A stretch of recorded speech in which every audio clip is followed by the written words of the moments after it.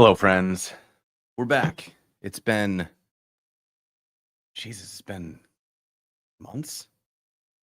Um, yeah, it's been busy. So, how's everyone? How the heck are you? What are you doing? What's new with you? I'm back. I've been on the road. I'm not fully back. Let me see. Is my mic pointed at my mouth? Probably not. How about now? That's probably better. So I'm back. I've been on the road for a while. Been at a ton of events. We started traveling in the middle of September, and I think we've been home for like a collective total of 4 or 5 days since then. Mm, This is actually still on the road, and doesn't get back until later this week. I've got one more big trip at the end of this week. I'm going to San Diego to film an episode of Web Dev Challenge down there. So still not done, but close, real close. So yeah, it's been hello friends. Welcome. Thank you for hanging out. What's up, Jenishal? That's probably not how you say your name, but I'm gonna pronounce those consonants together. Supreme Overlord, what's happening? Joe, what are you doing? Owen. Oh man. Yeah, so basically, I've been it's conference season, right? So tech has two conference seasons. There's one that happens in the spring, and there's one that happens in the fall. The fall cohort of conferences usually picks up in September, doesn't really let up until the early part of November. This is where you get, um, you know, all things open, lead dev, GitHub Universe, a bunch of the React conferences, the JS comps, the We Are developers, the all the fun ones like Beyond Tellerant and All Day Hey and um, you know, et cetera, et cetera, et cetera, right? And so every year, I promise myself I'm gonna go easy on the travel. And every year, I get hit up by a bunch of cool people who are doing a bunch of cool things, and I want to go because it's fun. And then I book way too much travel. So the upside of this is this kind of travel has been a big part of how I've made my career. Where when I was younger, I didn't have a lot of connections. I lived in Montana. We didn't have a big developer community there. There weren't a lot of jobs there. And so I kind of gambled on this idea that if I went to where the developers were, maybe I'd be able to find some different opportunities. And lo and behold, when I started going to conferences kind of earnestly around 2008, 2009, I kind of immediately met cool people that allowed me to sort of grow and expand my network, and all that put me on a road that eventually led me to where I am today. So today I still kind of hold to that the like benefit of conferences is that they are where you make these kind of serendipitous connections. It's where you find somebody who is looking for exactly what you're trying to do, or it's where you get into one of those conversations that's it's just like somebody starts talking about their problems and you go, oh, what if you did it kind of like this? And they're like, oh man, that's really cool. Would you want to do that? And then suddenly you've got an opportunity, right? It's these sort of fun experiences that we get to have where we're plugged into the community, and it's not a structured meeting. You're not going in asking for things. Um, and for somebody like me, that is, I think, a big advantage because I am not somebody who is good at what I've always called a cold open. Like when I was younger, I wasn't really good at introducing myself to new groups of people. I was never good at being the first one to approach for trying to get dates. And as a professional, I've never been particularly good at walking up to going into somebody's inbox and being like, "Hello, sir or madam, I am Jason and I have services. Please purchase them." That's just it's not. I know it's something I could get better at, and it's not something that I'm terrible at, but it's not something I'm good at. And so I have always done far better in the situations where I can either be introduced or where the conversation is not explicitly transactional like that. I think the fun of a lot of these projects is that we all are nerds with heavily overlapping interests. And so typically we're working on problems that have a lot of, related sets. And if I am standing nearby somebody who's talking about a problem, I like to talk about problems. So we end up talking about the problem, and I'm not trying to sell you anything. I'm just talking. Um, and then later on, when you find out what I do, maybe it lines up with something that you want to do, right? And that can turn into a job. Maybe now, maybe in 3 years. But generally speaking, I found that trying to go to these conferences and make friends is the best sales tactic that I have, because it's the one that it doesn't feel like sales to me. I'm just going out there being a person. Um, so that also makes it really hard to not do heavy conference travel, but it does put a kink in a lot of the works of what we're trying to do. Um, and the reason that I'm talking about this, and the reason that this relates to the title of today's stream, which is Dev Communities Are Back. Let me put the banner up. Um, is that I think that it felt different this year. Like, so what's going on? What's up, Sevi? How you doing, George? Jacob? Oh, that sucks. Yeah, COVID was a good, or COVID sucks. Cascadia was a good one. What's up, Bridgewater? Lidl Gangster. That's a good username. Nice. I assume at Beyond Tellerand, it was great to meet you as well. Thanks for showing up here. This is awesome. So the tone was different, right? And I've talked about this a little bit if you've been following any of my social media channels. But I think, for context, we've spent the last couple of years, maybe longer, in the firm grip of AI. And not AI the technology. We've had different flavors of AI technology for a really long time. I'm talking about AI, the sort of hype concept that has allowed aggressively mediocre people to imagine a world where they don't need people who are good at things. Um, and as a result, we've seen a really intense push to market this as a miracle. And I think that sense of pushing this as a miracle has always been caught on this really important snag, which is that none of the demos I've ever seen have been reproducible, or I guess vanishingly few, because the vast majority of demos we're seeing are sort of somebody in lab conditions doing a best case scenario where they have time to edit to cut through some of the mess. And when you watch somebody do a demo and you open up your own computer and you try to replicate that demo, you don't get those results, right? And to me, that's usually a sign that we're not looking at something that's as transformational as people intend it to be.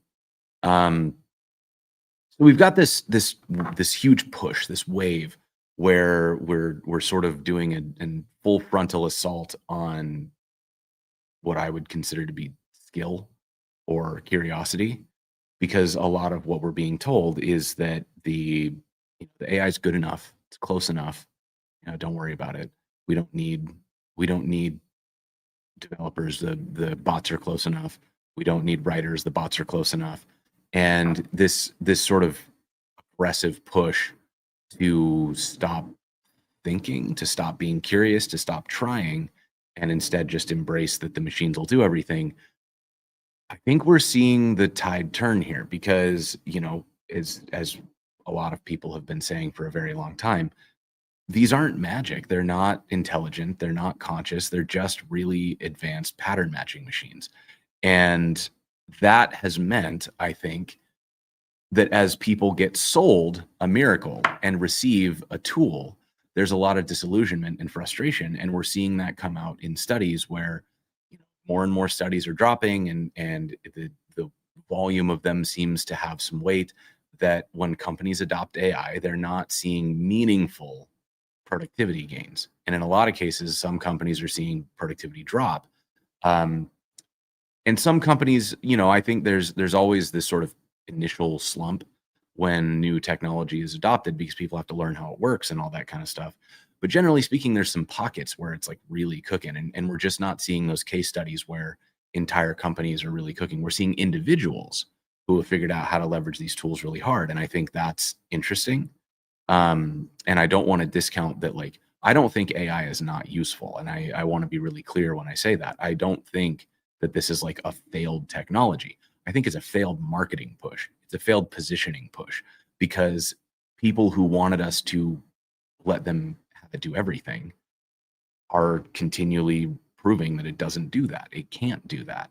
And instead, it is a tool that, when deployed properly, it solves some things that are hard to do otherwise, right? But it doesn't do everything, and it doesn't do everything perfectly, and it certainly doesn't replace people. So, how does all that relate to what I'm talking about um, with dev communities? And I see a couple questions in the comments. I will come back to those, so bear with me. But I think what I saw when I was at these conferences is that there was a notable shift in tone, not just from developers, but from leadership, right? I was at GitHub Universe, and at GitHub Universe, they did a panel with Satya Nadella. And that's the CEO of Microsoft, for anybody who's not as terminally online as some of us are. And one of the things that really struck me is I remember seeing interviews with Satya Nadella 2 years ago where it wasn't. I don't know that Satya Nadella has ever been as aggressively pro AI as people like Sam Altman or some of the others who have, been like, oh well, like 100% of code is going to be written by AI in 3 months. Just wait, all the devs are going to get, I don't know, beaten to death by a robot or whatever it is. They were saying ridiculous stuff, right? So the thing that I find really interesting is that even though Satya Nadella was never quite that hardcore, but he was always pretty like, yeah, this AI is going to change everything. And I think we're going to see less need for developers, and there was this sort of undercurrent of like, these are the tools that are going to replace you, right? At GitHub Universe this year, that was absolutely not the tone. It was a complete 180 as far as I'm concerned, because the way he was talking about AI was in terms of tooling, and the features they launched were tools for developers to take advantage of AI. Things like MCP and agent dashboards and more visibility into what the AI is doing, and more integration with GitHub Actions and configuration, things that developers do, right? And the conversation was no longer about how AI is going to independently solve problems, but how we needed the right tooling to make AI useful. That's new. That's very new. And it, to me, represents a significant shift in the messaging that's coming from people in these positions of power. And, there's obviously, we're not going to see that about face from somebody like Sam Altman, because his entire livelihood is at stake if he admits that AI is not magic. But we can see in their actions, like OpenAI going and asking for a government bailout because there's no way in hell they're going to get profitable enough to pay their debts. We can see that they're making that concession too. If they believed that it was as transformational as they think it is, they would be finding ways to make money with it, right? Like right now, they're just launching whatever they can to try to make something stick, and it's not sticking. And I'm sure they make some money. Like they obviously make some money, but nowhere near. I think somebody just posted, they posted a $12 billion loss last quarter. Like you don't recover from that, right? There's no way that your margins come back from being 12 billion negative when supposedly they've got millions of customers, right? Like what is the plan? To get literally every human on earth to pay $200 a month to support? It doesn't work, right? Like so ultimately what I'm seeing is that there's a general lift of the delusional marketing that says that AI is going to replace all skilled labor. And instead, we're seeing that AI is going to power the next generation of tools for skilled laborers. That's important. And the reason I know that's important is that around the same time that I started seeing this shift, my phone started to ring. And I started to get a lot of people hitting me up, kind of asking like, hey, we're really starting to feel like we need to get back into developer communities. Hey, how can we make a video that kind of shows developers how they're the hero of their own story? Hey, how can we like work on the developer experience of this tool to make sure that developers are able to kind of pick it up and run with it? Like that's not what people were talking about before, right? Before there was a significant decrease in the amount of people reaching out to me saying like, how do we activate developer communities? There was this kind of hardcore of companies that I love dearly, and I will never ever forget you, that has always believed that that developer communities were the right way to go, and they've stayed focused on them, and they're about to, I think, see significant wins because they kept moving in a direction that was sustainable despite the shiny object saying like, "Hey, if you bet the farm on magic robots, you might get rich." Um, and so the interesting thing to me is that this shift in my mind and the fact that I'm starting to see like how many DevRel roles are open right now. I saw Lori Voss is at Arise, I think now, opened up 5 DevRel positions. Goose is hiring DevRel. GitHub is hiring DevRel.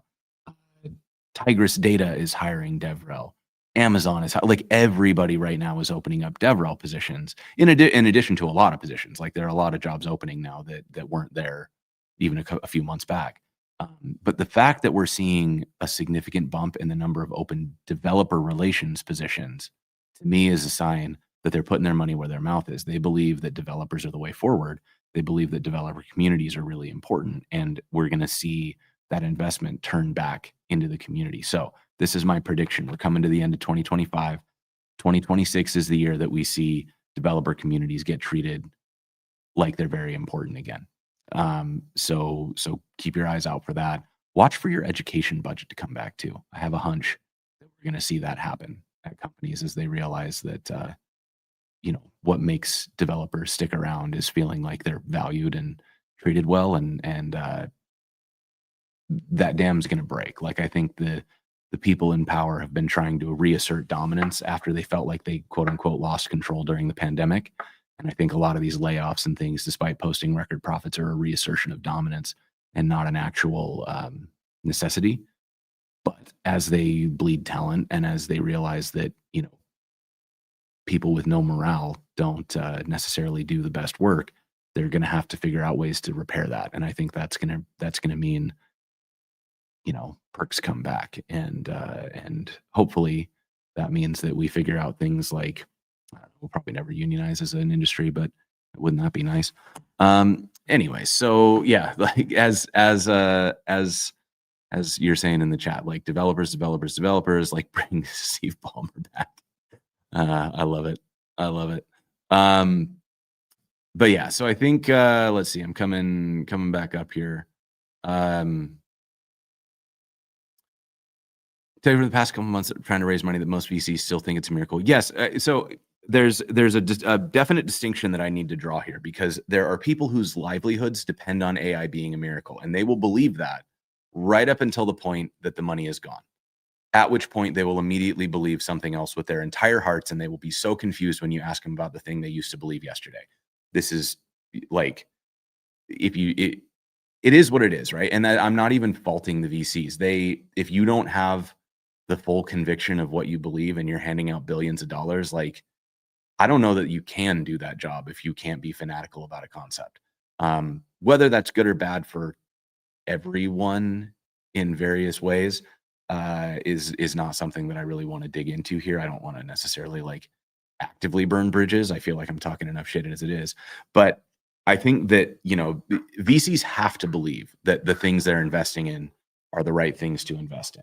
I also think that there's a particular sort of wall that goes up around certain groups because they seek out people who quote unquote understand them, and those people have the same overlapping sets of problems, and the problem with a bunch of people who have the same overlapping sets of problems is that it's really, really sneakily easy for the window to shift of like what is and isn't true.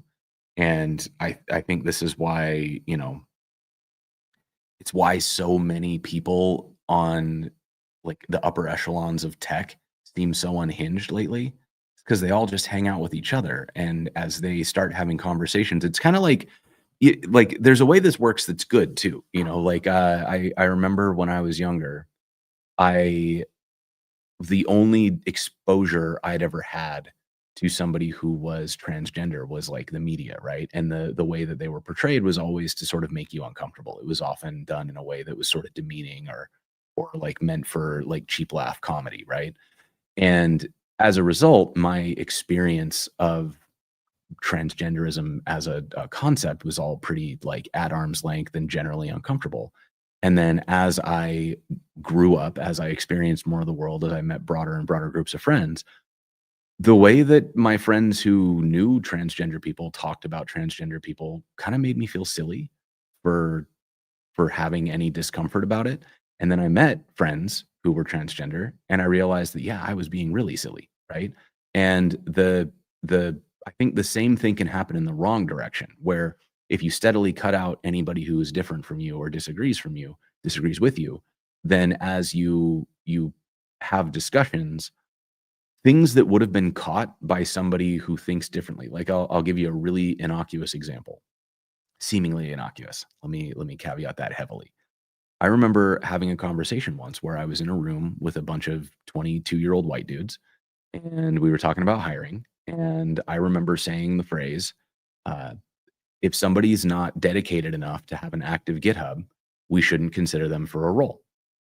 And all of the young white dudes in the room nodded along with me because we were all young, single, no kids, no extended family, no like big obligations. And we just, our hobby was code. That's what we did.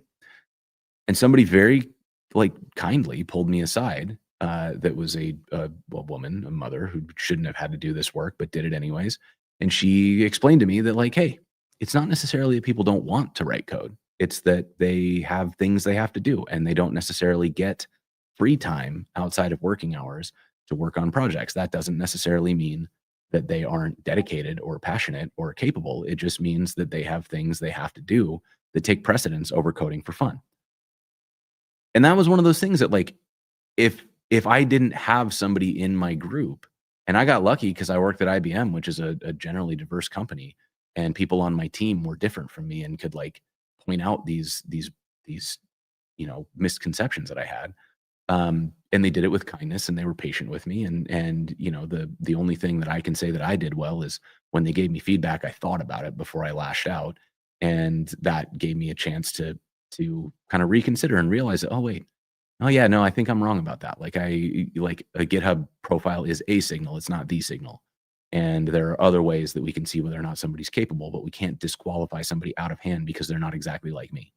Um, Now, if you take that the opposite direction, right? You don't have anybody in your group, and you say like people who don't have active GitHub profiles aren't good at code, right? Nobody disagrees with you, and you go, yeah, yeah, yeah, we're smart, we're real smart. And then somebody says like, yeah, and if they can't do algorithms, then they're not smart, they don't belong here. Yeah, yeah, you're right, yeah, yeah, yeah. And then somebody says, yeah, yeah, yeah, and if they're not white, they're probably not going to be fit in here. And everybody goes, yeah, what? Yeah, yeah, yeah, yeah, right. And there's just nobody to like push back. There's no counterweight, and so it just kind of starts to take these leanings to where eventually the line of thinking becomes some flavor of everybody who's not exactly like me is wrong. And in the most extreme cases, like we're seeing with the billionaires, is like anybody who's not like me not only is bad but also deserves to die. Um, which is kind of crazy if you think about it, because how does somebody with that much money manage to be so ignorant? And I think the answer is they can afford to push everything away. There's literally no one in their bubble that doesn't agree with them because they can just fire people and push people out and hire people to say yes to them. And that's their entire world is people every time they open their mouth, they go, yeah, yeah, yeah, you're really smart. Yeah.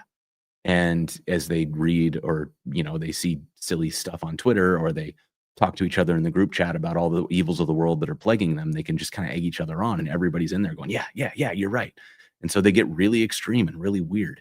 Um, so I think that is a very significant risk that we're facing. And anyways, that's why I think VCs still believe in AI is because there's no counterweight in those discussions. And like when somebody says, but why doesn't it work? And they go, well, it just needs more time. It just needs more money. Because that's how they solve problems is more money. But so yeah, I mean every Web Unleashed demo failed. Yeah, I mean I think this is sort of the challenge is that AI demos are kind of pulling a slot machine lever, and every once in a while they work, and a lot of times they don't. Um,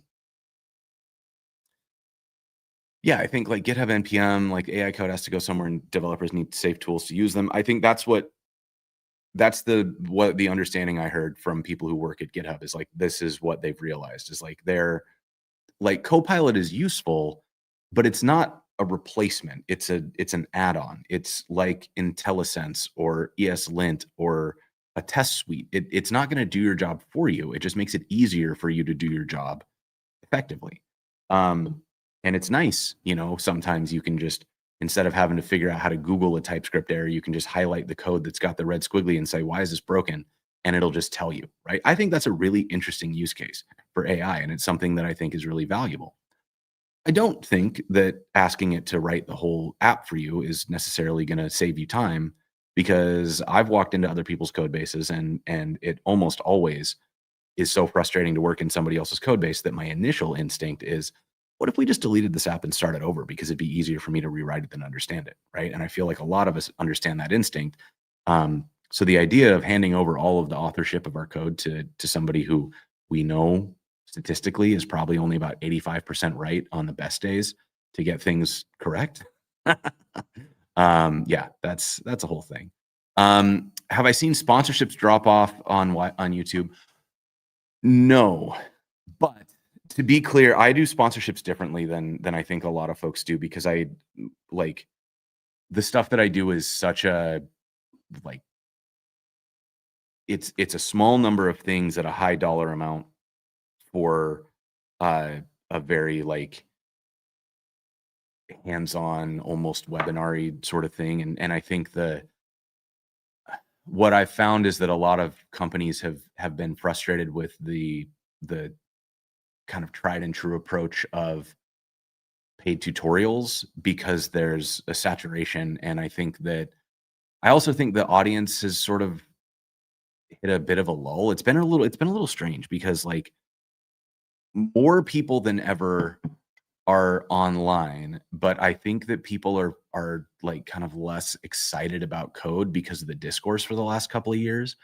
But I'm seeing that glimmer come back, and I'm really hopeful that this next year we'll see the renewed focus on developer communities, which will help rekindle that spark. And I think that'll also rekindle the market for people who are trying to grow their business. But yeah, I don't know. It's hard for me to talk about sponsorships in any like comparable way, because my model is just so strange by the standard, like I don't even know what to call.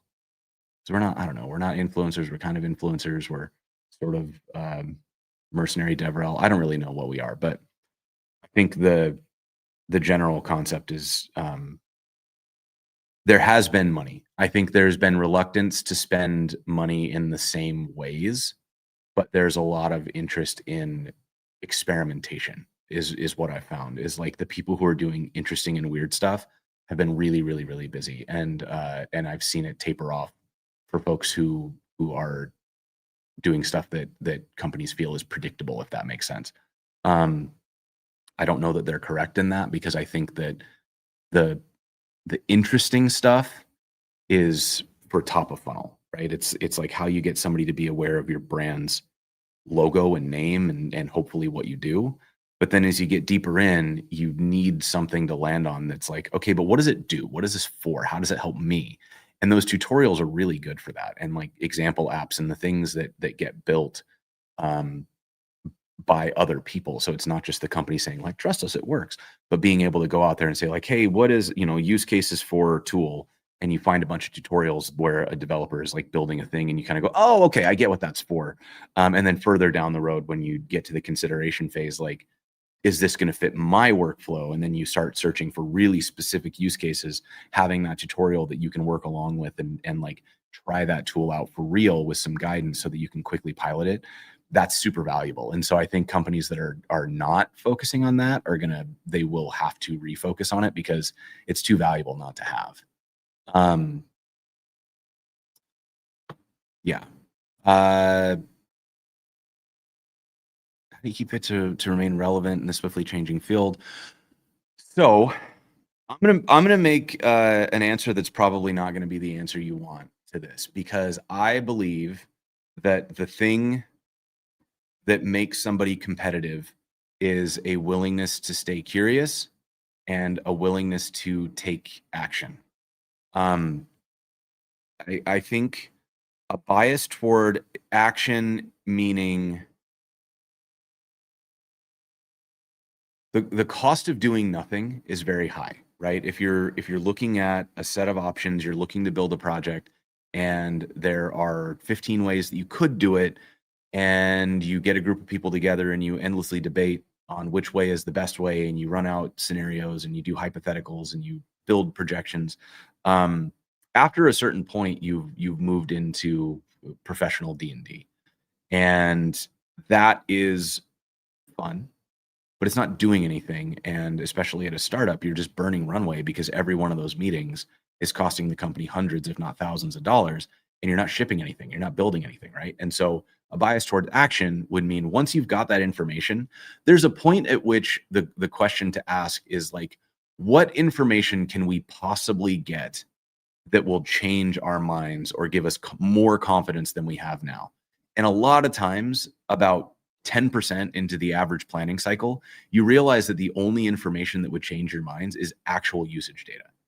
And if that's the case, then it becomes far cheaper and far more responsible to just build a thing, even if you're not sure, and be ready if the usage data comes back to throw it away and build it again with the new data.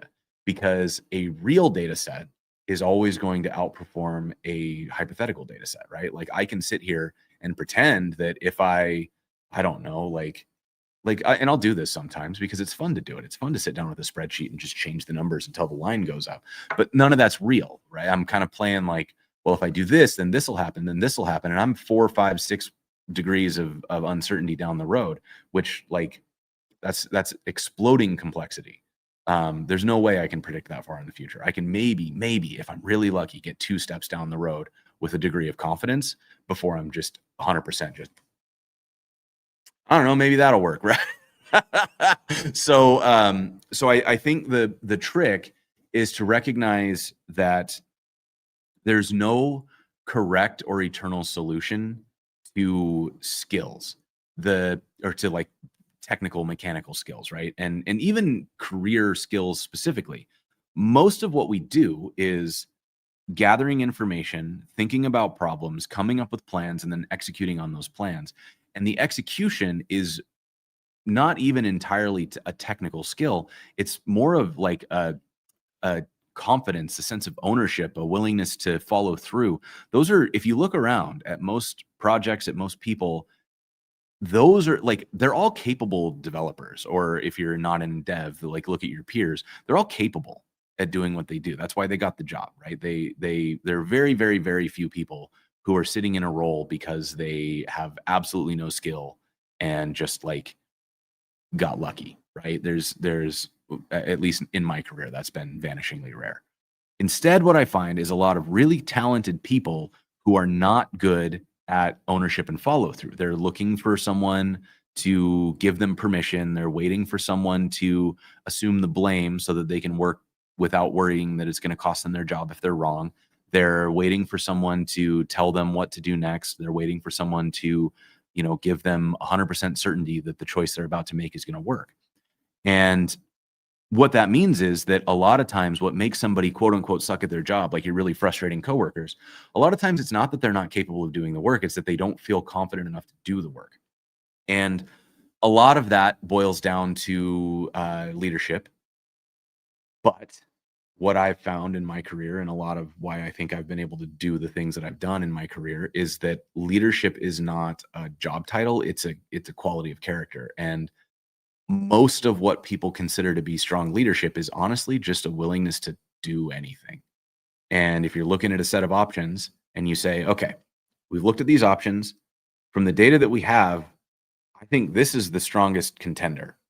And unless somebody tells me no, I'm going to run at this and see what happens. And if we're wrong, we'll come back to the remaining options. We'll use the new information we have and we'll try again. And generally speaking, that has allowed, when I have taken those types of stands in meetings, you almost see a palpable sense of relief where people go, oh, thank God, it's not going to be my problem. And then people just kind of like follow you and do the thing that you want to do because they were just looking for somebody to make a decision.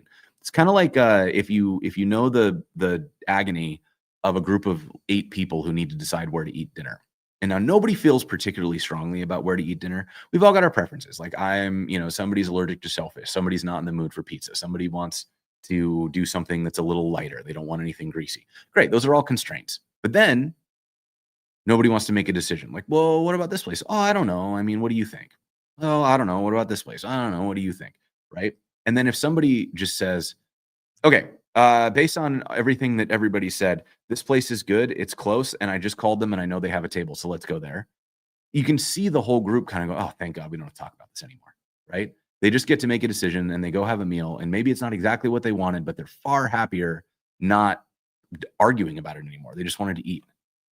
And so I think that that's something to kind of take forward into your career and think about is in a lot of cases, you'll see a team stall out. And I don't know, when you're earlier in your career, maybe this is not as good of advice. I have always found that being willing to own something and follow through to the end has been very advantageous for me. And I think also that ownership and willingness to follow through has helped me avoid feeling helpless when things start to change. Because if the industry is shifting, when I was younger, it was my first websites didn't even have CSS. It didn't exist yet. So I was writing table-based sliced up GIFs with HTML and that was it. And then CSS came out and then JavaScript came out and I was like trying to learn JavaScript, but that was really hard. And then, I wanted to do some music stuff and you couldn't do that because then somebody could just right click download it. So had to learn some ActionScript and I just learned what I needed to learn and didn't worry about whether or not that was what I was supposed to do or whether or not that was my identity as a developer or whatever. It just is what it is, right? Like it's there's problems and we need to solve them. And if we can take action and get out of our own way and just like tackle a problem, then we have a huge amount of power there. But yeah, I think that's where I'm at. I don't know if that was a useful answer. I hope there's something in there. Fractional DevRel is a very good name. Yeah, this is what's so hard is like when you go into a workshop where the workshop is like, we're going to use AI, you can't guarantee the outcomes. And to me, that seems like a pretty bad sign for larger team outcomes, because again, you're not like, there's nothing in here that's usable, it has to be something that you can rely on, right? And if what we're saying is, well, like, let's play with the wishing machine and every once in a while the wishing machine is right, that's fun, but it's not practical. Like, you can't build a business plan off of 60% of the time we'll get something usable.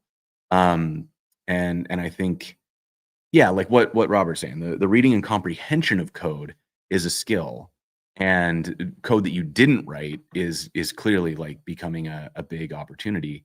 And I think that's the other challenge too, is sort of getting comfortable with the idea that like maybe we are going to have to do a lot more code review than we historically did. It's not what I want to do. I don't like code review. But at the same time, it is what it is. Like, if we're going to let the robots write the code, we got to read the code, or else we're just asking for a lot of pain later on. And I do think there's a huge amount of value for folks who do like digging into somebody else's code and teasing it apart and figuring out where the inefficiencies are and patching up the problems.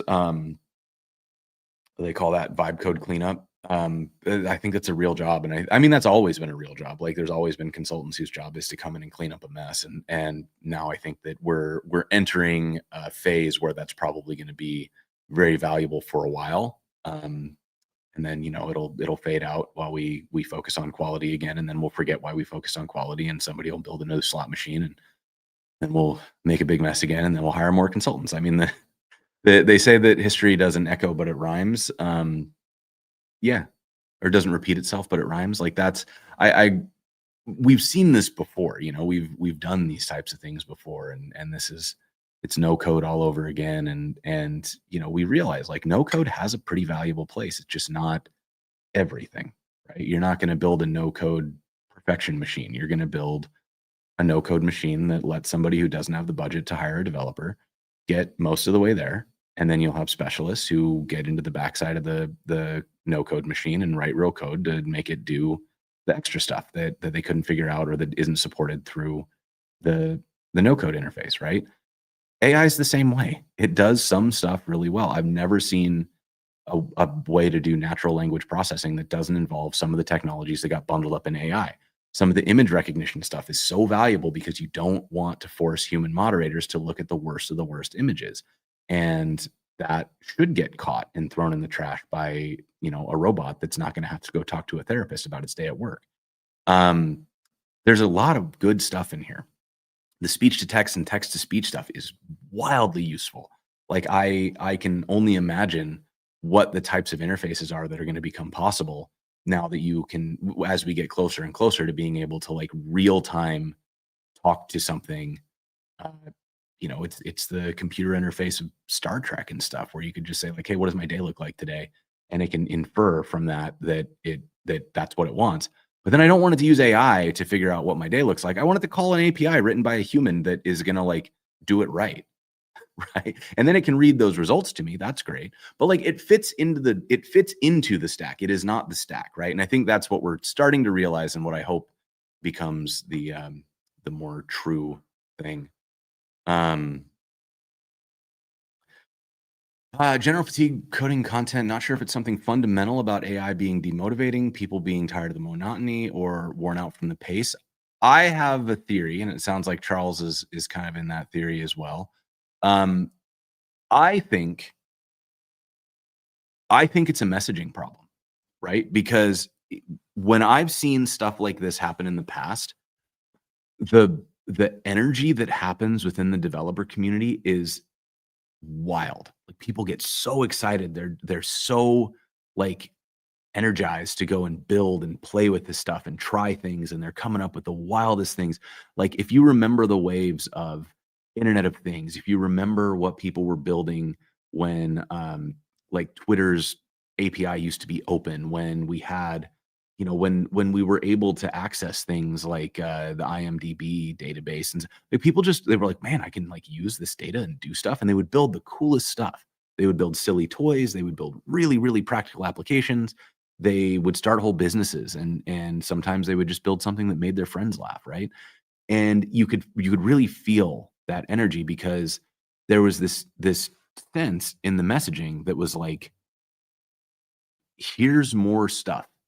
Like, we don't know what this does yet, and we need somebody else to look at it and decide what this could be, and we think that's you, right? And you can kinda see this now if you look into pockets of, like, Blue Sky's AT Proto community, the Atmosphere, I think they call it. There's there's this pocket of people who have rediscovered the energy to, like, create again, and they're being delightful weirdos, and they're building interesting stuff, like alternatives to GitHub or to Git itself. They're building alternatives to things like Instagram or TikTok. Um, and they're doing it because it's fun to build. It's fun to explore. And because they got this tool that lets them do some things that weren't really possible or not possible, but practical before. And that gave them energy because they was like, here's this new tool. We are using it to power Blue Sky, but we think it can power a lot more. We're not sure yet. Here's the pieces. What do you want to build with them? Right? I felt like Legos. It was this world of imagination. AI was never positioned like that. Like nobody was, and it was a long time ago when it used to be TensorFlow, right? Look at the the number of demos that came out where people were playing with different aspects of like machine learning, the TensorFlow demos of gesture control, and like I did something with Jason Mays on Learn with Jason years ago, where we thought it would be funny to do a show objects to your camera as a password kind of thing. So you had to hold up like a book, a banana, and a fork to get into your website. Um, you were able to do like so many cool things. You could like do facial recognition to determine whether a photo was of me or Kyle Shevlin because we're both, bald beard dudes and nobody can tell us apart. And like they were just like these fun little things that we could do. And then all of a sudden, with the LLMs, there was an immediate attempt to say, no, no, no, no, creativity is bad. If you're being creative, you're who we're trying to replace. We're coming for the devs, we're coming for the artists, we're coming for the writers. What we want is a world where only people like us can do everything and we don't need you anymore, right? It was this sort of actively anti-exploration, anti-intellectual, anti-curiosity. It's the antithesis of everything that this community has always stood for.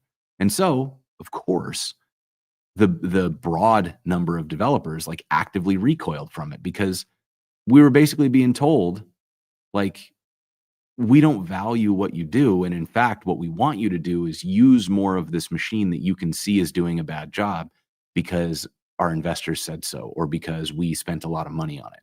um and with the undercurrent of, and because once you've trained this thing well enough, we're going to be able to fire half of you and give all that work to the remaining half, which we've seen happen at places like Amazon.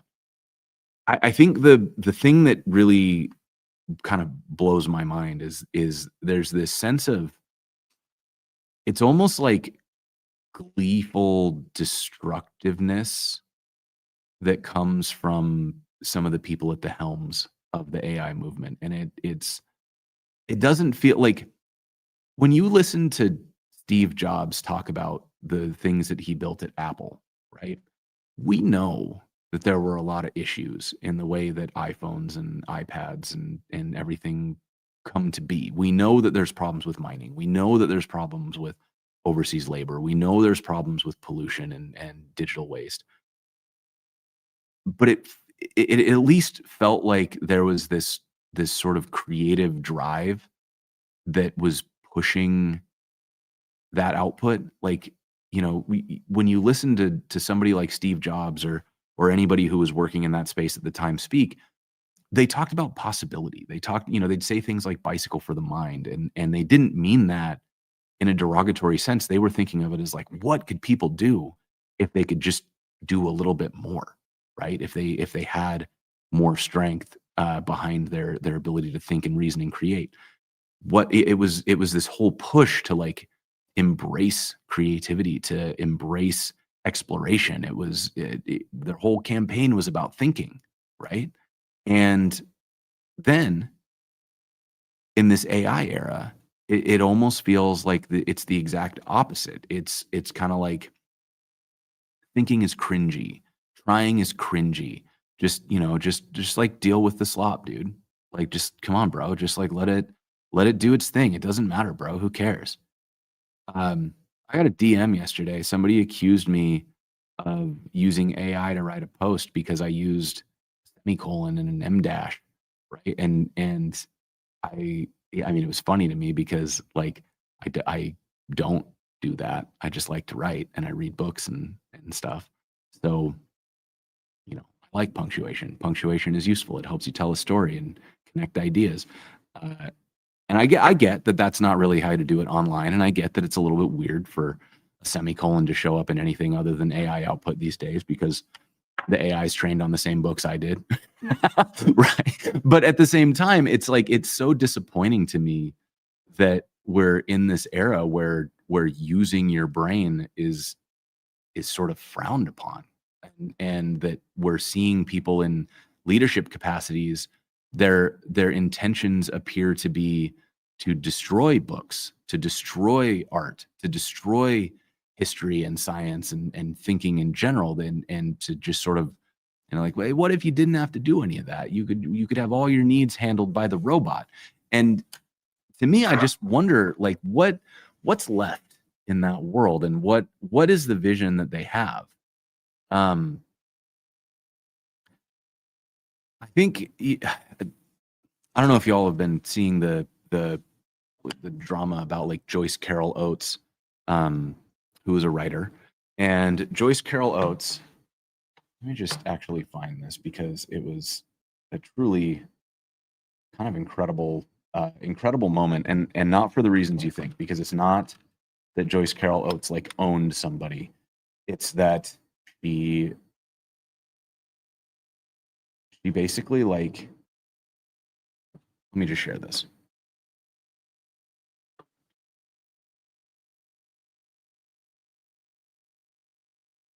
What is happening? Entire screen, this one. Okay. So let me read this out loud. So curious that such a wealthy man never posts anything that indicates that he enjoys or is even aware of what virtually everyone appreciates. Scenes from nature, pet dog or cat, praise for a movie, music, a book, but doubt that he reads. Pride in a friend's or relative's accomplishment, condolences for someone who has died, pleasure in sports, acclaim for a favorite team, references to history. In fact, he seems totally uneducated, uncultured.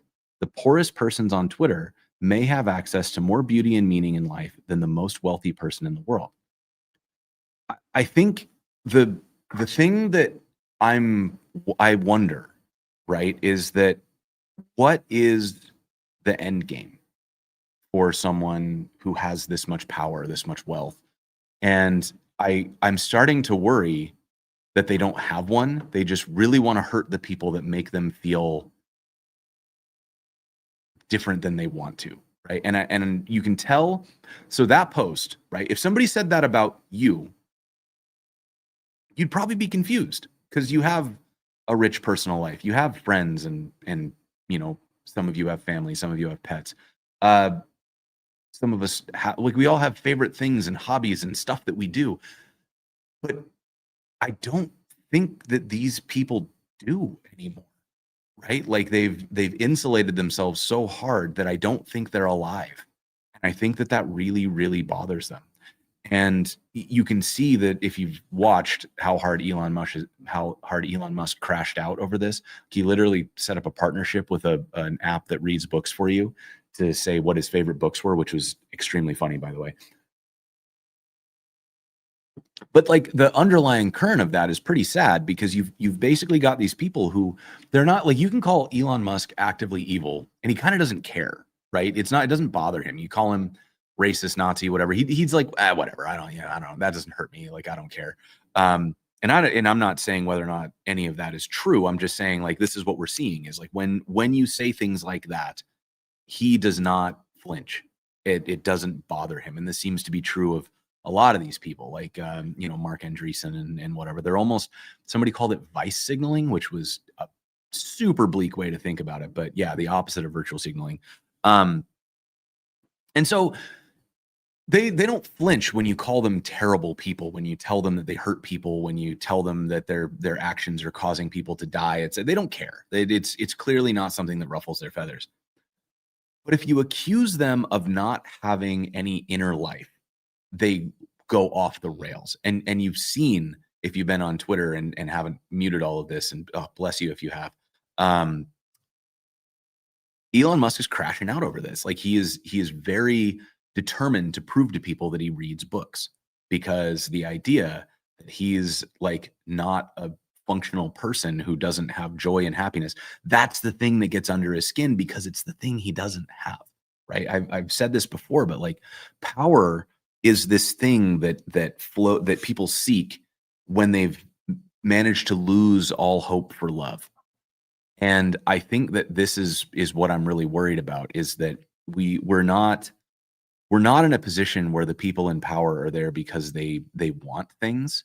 They're there because they want to unmake things, right? The goal is not to build a better future. The goal is to unmake a present that feels like they don't control or own. And I hate that. I really hate that. And it has me really worried about what the implications are for us. When, as far as I can tell, the entirety of the stated intentions of some of the most powerful people in the world is, well, we want to destroy records of history. We want to make sure that the people we don't like don't have any rights. And we want to make sure that nobody can tell us to stop. And we're going to do as much as we can to unmake the engines of power so that the only people who control them are us. Right? And like, when that happens, what exactly is their intention? Like, Peter Thiel is out there talking about the Antichrist. Like, that's a little concerning, because it's either, on one hand, he's very aggressively trying to convince the evangelical Christian right that they need to follow him because he's the one fighting the Antichrist, which is a really cynical and terrible thing if that's the case, or he actually believes it, which is probably even more terrifying. Um, I don't know. I worry about a world that seems to be entirely run by people whose only priority appears to be destroying things, and they have no meaningful intentions of building anything. Like the AI that they're building is a machine of destruction. And it kind of clearly stated as such. Like, if we have to pay for this, we won't be able to do it. But the only way it can function is if we can have all of your stuff for free, which we will then aggressively use to say that we don't need you anymore. Um, if you don't give us a government bailout, all of this will go away, and market it in such a way that it's like a moral imperative to keep building it. Uh, and all of the environmental concerns aren't even they're not even like they're not even waved off, they're just sort of blatantly ignored in a way that I haven't really seen either. And again, I think that's because these are people who believe they can unmake all the rules to effectively create a system where they're allowed to do whatever they want. Um, and I'm very, very worried that, like, the end result, if they get everything they want, is that there's like them and their chosen few thousands left alive, and they look around and they go, "Well, all of this sucks. I hate all of it. Like, we didn't even make anything that we wanted," right? Because they don't want anything. They just wanna hurt they don't want to make things, they wanna unmake things, and that's, like, a serious bummer. Anybody come here for excitement today? Like, you were looking for a little hope, looking for, yeah. Um, being willing to be uncomfortable is worth its weight in gold. I would agree with that. I think that is a very good way to look at everything. You talking about Elon? I disagree with that entirely. Like, I'll leave it alone, but no. Um, great movie. Yeah, 100%. Let's see. Like, so Telegram, how you doing?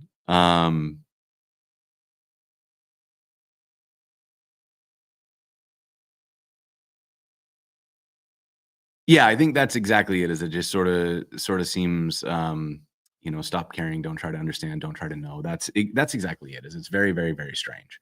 Um, Tech is apolitical. You're right. I think, like, yeah, like, there. So I saw a really good quote on this. Tech is not good. Tech is not evil, but it is absolutely not neutral. Right? Like, it's a tool that amplifies the message of whoever's wielding it, and that is the issue. Um, Yeah, I think this is a a good comparison. Like, Rust caused a lot of people to very quickly decide that it was extremely important that they rebuild everything in Rust, and you could see that energy. People were so stoked about it. I just haven't seen that with AI. I've seen people get very good at selling things because they saw potential with AI. Like, listen, actually think that AI is a transformative technology. I think the stuff that LLMs do is extremely valuable. I just don't buy this story that it's like the end all be all, and I absolutely refuse to believe that it's a miracle. It's a tool, and somebody has to know how to use that tool, and also when that tool doesn't make sense. Like, you can't somebody in the I think Charles said you can't build a house with just a hammer, right? There's more to it than that. Um, and for us to really move forward, we have to get through this wave of people selling us a miracle and get back to looking at it as a tool, right? Like, you don't deploy Kubernetes for every project, and you don't deploy AI for every feature. It's just it fits where it fits, and that's how it's got to be. And I think that's where we really need to land. Um, but yeah. Oh, Astro 515 came out. I haven't even looked at it yet. Should we look at the new Astro together? Let's do it. Let me pull up the website and share again. All right. All right. Let's do this. So let's look at. Wait, where is it? Is it not even on the blog yet?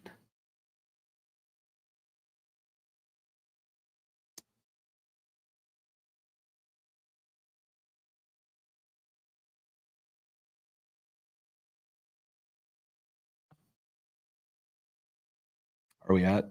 Hold on. Is it live? Packages, Astro.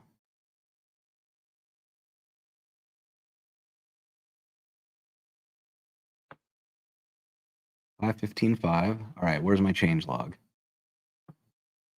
Or do I need to just go find?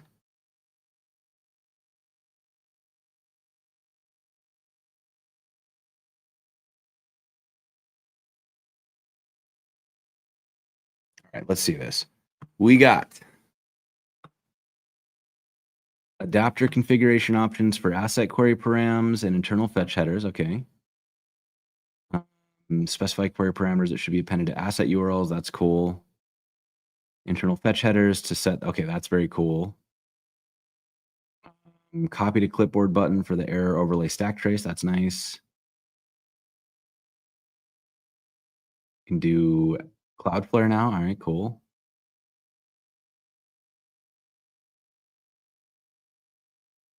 What was there like a specific feature you were super excited about? Like these all seem like good quality of life things, but I'm not seeing anything like brain melting here.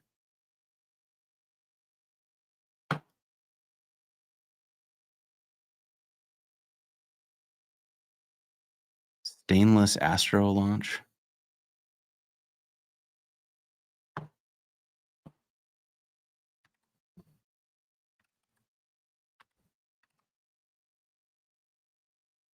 Stainless sponsors. Stainless Astro launch. Oh, okay. I was misreading the whole thing. Go-to platform for team building APIs. Okay, cool. Instant docs, interesting. Okay.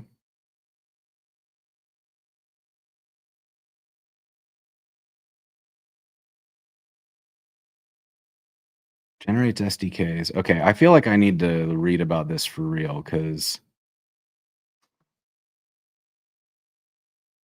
I feel like I was just hanging out with the creator of this. Who made this?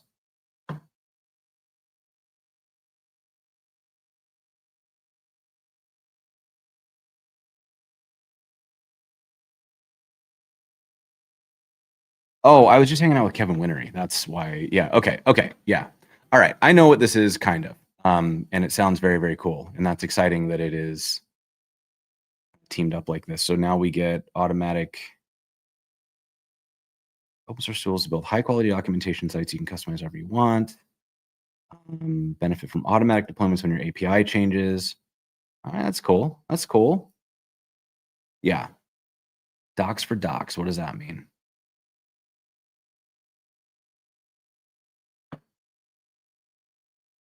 This looks like the sort of thing that we can all go check out on our own because I don't have enough context to like make a full call on it. So let me throw. I know that you already linked this, Charles, but I'm gonna throw it in here so that it shows up in the links. And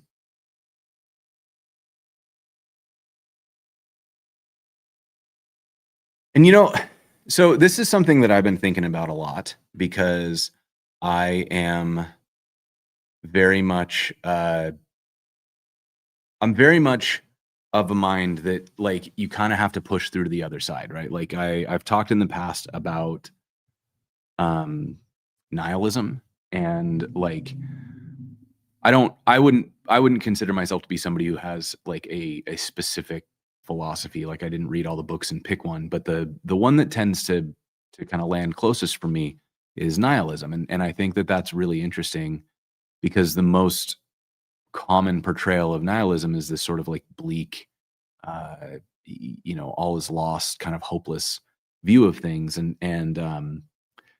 I don't see it that way, and I don't think that's what it was intended to be. Because to me, like the idea behind nihilism is that there is no external source of meaning, right? Like the core tenet of nihilism means that, nothing matters, and nothing happens when you die, and it just kind of is what it is, right? And that means that life is meaningless and none of this has any value, and it's just all pointless. Um, Super depressing on its face. But the other side of that, if you kind of push through the bleakness of the statement, is also this kind of hopeful note, because the way that I look at it is, okay, so if there's no external definition of what is correct, and there's no like next level to reach, and it really is just like you get this one shot, and when you die, you're gone, and all of this stuff is meaningless as a result. It then kind of poses the question, what then has meaning? And the hopeful part about this is that what has meaning in that situation is what you decide to give meaning. And it puts you in control. You are now the author of your own destiny. You're the author of what matters to you. You're the author of what you spend your time on, right? Because there is no external force that says you must do or not do certain things. Like, you want to do something, you can just do it. Like, you got to deal with the consequences of that choice, but you can. You really can. Um, and for me, I feel like that was the first time that I actually felt like I could live a life that I really wanted to live, because it sort of removed this nagging sense of, but what if I don't have the right answer? What if I don't make the right decision? And I was always really worried that I was gonna, find out later that I'd made the wrong decision. But if all of this is meaningless, then there's no such thing as a right or wrong decision. There's just decisions. And so the meaning comes from the experience that I create for me and the people around me. Um, and I can choose what those experiences are, and what it is that I'm looking for in those experiences. And so I've been able to build a philosophy for myself that's effectively die without regret, right? And die without regret is a very nihilistic philosophy, because ultimately all I'm saying is I just don't want to go to a point where I'm in my deathbed, or looking at the end, and look back and say, man, well, I wish I would have tried that. Like, can't believe I went my whole life and I didn't take this chance. I didn't try this thing. Um, and that's both an internal and external force that I apply then, because now when I look at something like Code TV, it's a completely unreasonable thing to do. It doesn't make any sense. I'm having a blast, and I would really regret it if I didn't try. And I might find out next year that this is not viable. There's no way. And you might see me announcing that I've joined some company at some point in the future and go, what went wrong? And I'll tell you, nothing went wrong. I will have decided that something else made more sense for me, right? And I'll give myself permission to make that choice when the time comes, because there's no right answer. There's no chosen path. There's no destiny. It's just trying to make each minute that I'm alive the most rewarding minute that it can be, so that when I get to the end, I look back and I go, man, I wouldn't have done that any different, right? That's the whole meaning for me. And I think that's a pretty hopeful thing. And I think similarly, if we look at the world around us and we realize that there's not a secret master plan, there aren't vast conspiracies, there's not somebody who's going to come and save us, it frees us up to stop worrying about when someone is going to fix it. And it means that we have to start fixing the things that we care enough to fix.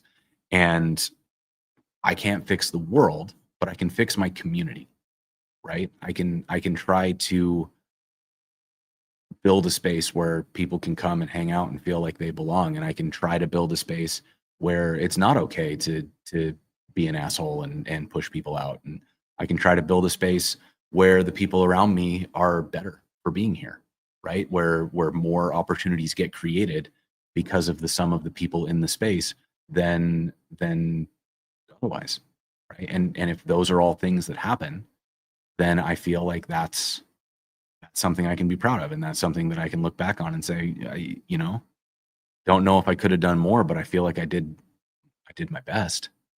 Um, and that's a choice that we can kind of wake up and make every day.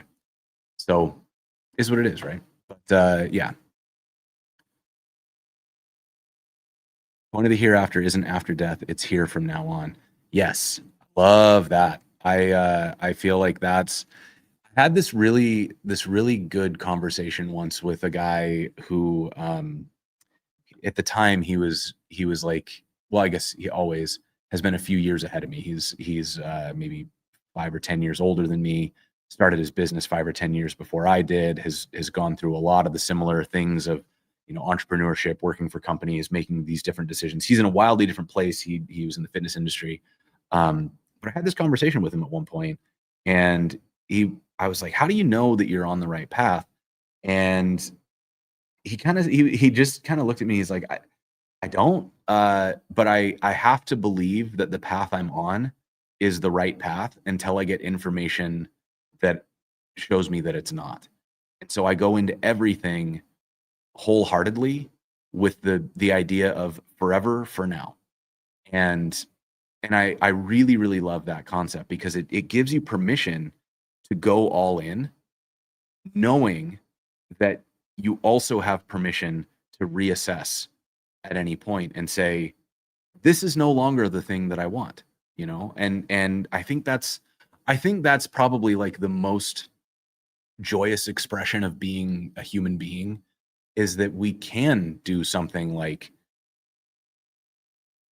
go to college and work a job based on our degree for 20 years, and then one day decide this isn't what I'm about. This isn't what I want to be. And you can do a completely different thing. You can jump careers, you can jump industries, you can jump countries and go somewhere else and be somebody else. And all of those things are allowed. And they all come with consequences. If you burn down your career, there are consequences. You burn down your personal circles and leave them all behind to go start a new life in whatever country, then you have to be willing to deal with that loneliness and build a new circle and do all that work over again. But you can make that choice. It's yours, right? You can do that. And as we grow, we get more information, we age, our priorities change, the things we're focused on are going to shift. And so there's no such thing as like a correct eternal solution. The things that I care about today, I didn't even know existed 15 years ago. Like there's no way in hell you could have gone back to 25-year-old me and said, what are you going to be doing in 15 years? I would have guessed, I have no idea, but it wasn't this. No way it would have been this. Um, and go back even further, 25 years. What did 15-year-old me think I was going to be? Pretty sure I thought I was going to be a graphic designer, right? That's what I was angling for. I was going to go to college to get a degree in graphic design and do whatever that meant. And then it made sense until it didn't. I got new information. I realized that there was a different path, and that path looked like it was going to have more overall reward for me. And as I've gotten older, I've gotten better at assessing the trade-offs of making those big decisions. And I've made fewer and fewer decisions that feel like burning my life down and starting over, and more that feel like taking a sidestep onto a path that maybe doesn't make complete sense based on where I've been going, but you can at least logically get there. Um, and I don't know. I may or may not be somebody that other people would look up to, but I go to bed happy, right? And I don't live with a lot of regret, and I don't spend a lot of time staring up at a ceiling, running through events and wishing that I could have been a different person in them. And I did when I was younger. And so I feel like that's something that I've worked out for myself, that far from perfect, but it's far better than what I was doing before.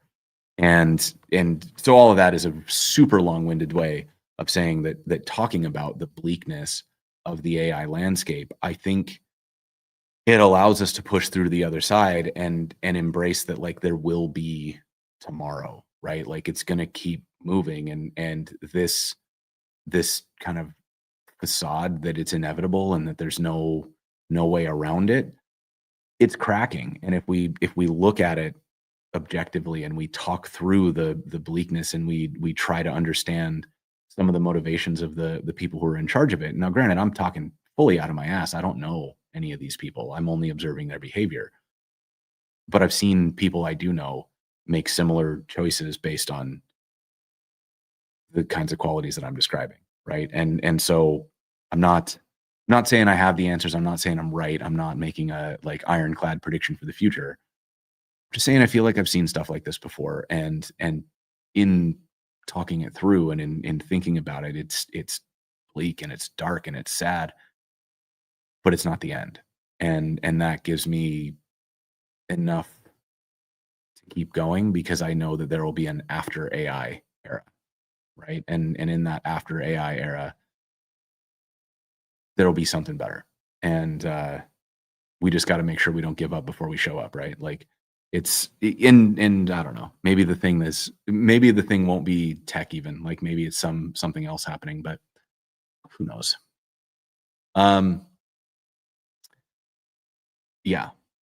Community is more important than a machine, 100%. Like I think this is what I think about a lot is that, you know, if we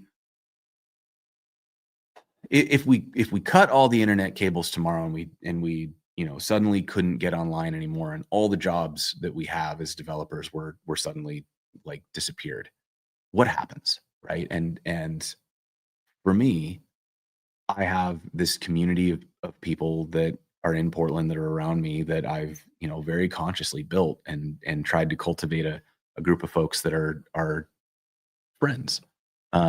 Some of them are close and some of them are more acquaintances, but we can fill a house with people that we really enjoy being around, and that's something that I think is really special. So if we need to get off the internet, there are places I can go. There are things that I can do, and I'm also aware that we kind of showed up at a good time. Like people who worked in tech over the last 10 years, I don't know that I've ever, and I'm sure it exists, but like I've never seen an industry that pays the way that tech pays for the level of expertise and barrier to entry that the tech has. Um,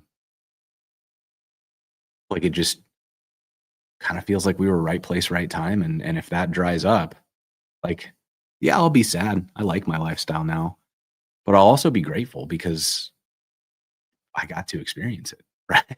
Right. Like that's a pretty cool wave to get to ride. Um, and it opened up some doors and opportunities that I wouldn't have been able to have otherwise. Right. And so I'll be sad if things all fall apart, but I'll also be okay because I've got people and I got what I got out of tech and I'm gonna have to be okay with that. Um it'll take people's feedback to make a healthy product. Yeah, I think that's definitely true.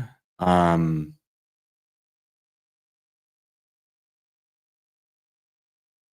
yeah, I think that's actually a really good point. Like, everything you do is a choice, even choosing to do nothing, and every choice has knock-on effects. Like if you feel like there's a thing that you should try and you wait and you don't do it and then you decide that you're too late, then the consequences are that you've got to live with that wonder and that question. And in a lot of cases, those types of questions are the ones that sort of crack the foundations of things that we were holding together. And I'm a big believer in don't leave those questions unanswered. Like, I'm not saying every question. Like I occasionally wondered what it would be like to jump out of a plane in a squirrel suit, but that's not something I'm going to regret.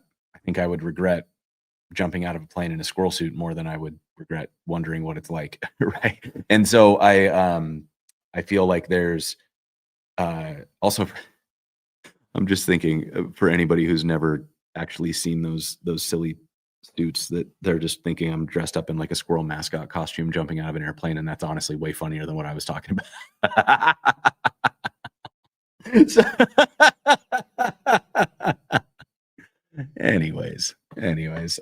okay. So let's bounce back here. What the hell are we talking about?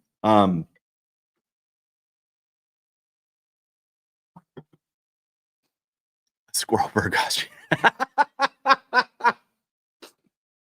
No, they're the what I was talking about were like the wingsuits, like the ones where they have the kind of like extra wing on the suit so that people have a little more control, kind of like a human hang glider suit.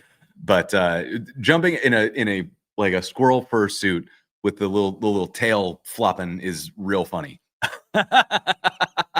Oh, wingsuit. A wingsuit is what it's called. Okay, yeah.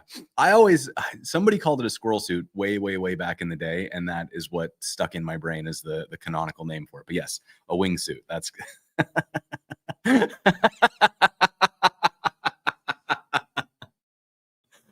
good. Good. Are we are we big enough as a community that we're going to end up with fan art for this? Like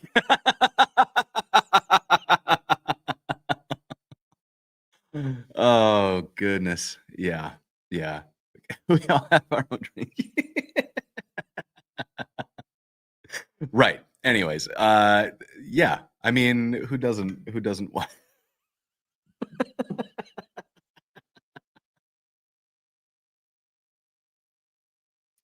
Okay. Um so so let's talk about what I hope happens now that we're seeing this renewed energy for developer communities, right? So we talked about kind of the dark side of this and how we're kind of reaching the end. What I hope is the end of this sort of breathless celebration of like aggressively mid culture, and I think we're going to see people start to realize that the wishing box is only good if you've got somebody who's really good at wishing, and ultimately that means developers, because what is a program if not a tiny prayer to the machine gods? And I think the upside of this, right, is that I'm getting more and more calls. I mentioned this briefly, from companies that are talking about doing like interesting things in the community, and a lot of it is around like what could our event strategy be? How can we bring more people together? They're really starting to get fixated on this idea of like creating community connections. And some of that I think is the old wisdom of like, if you create an official meetup and people come, then those are sort of like it's like a captive audience. You can demo whatever you want, and et cetera, et cetera.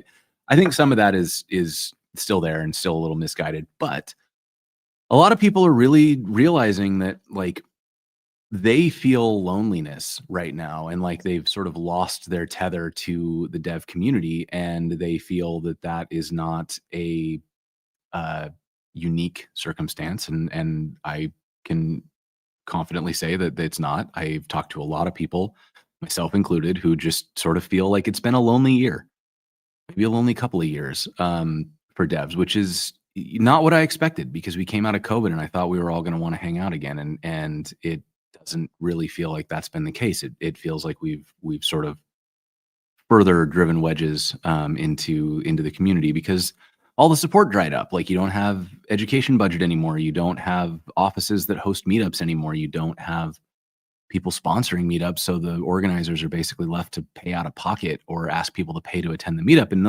those things really don't work. And the only place where there are meetups is San Francisco. But all of those meetups are AI meetups, and there's nothing wrong with that. But like, for somebody like me, I would like to go to one AI meetup, but mostly I want to go to developer meetups. I want to talk to people about what they're building, what's new, and like all this new cool stuff is shipping in CSS. Like, let's play with that. That sounds really fun. I want to see what people are building with, how can we abuse these different browser APIs like Web MIDI and these amazing new things that were like view transitions, and there's just a lot of cool stuff we can do now.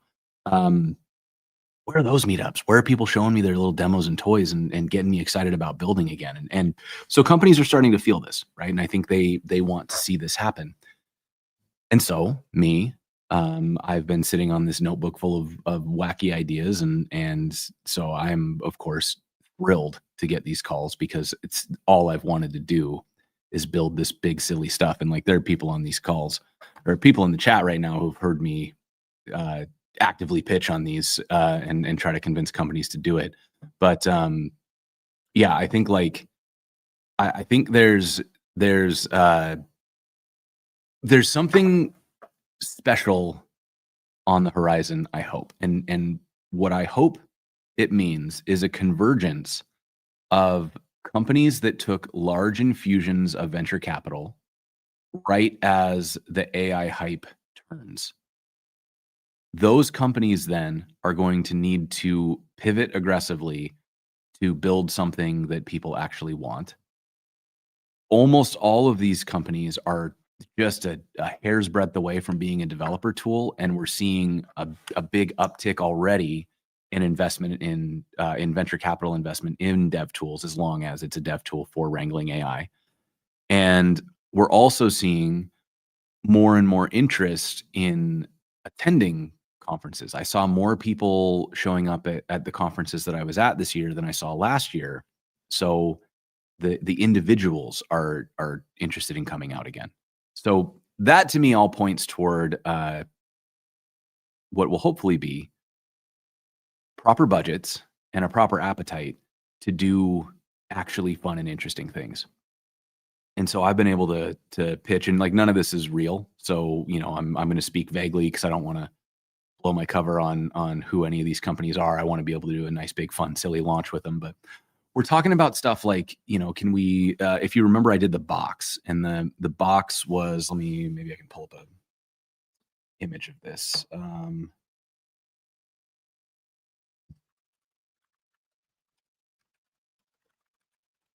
Where is it?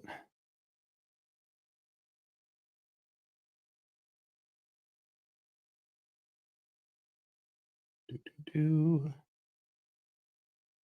it's in here somewhere.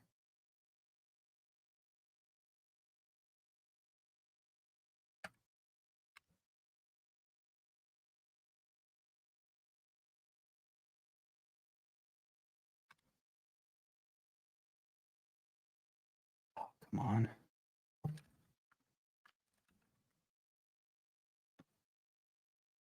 Maybe I'm not going to be able to find this.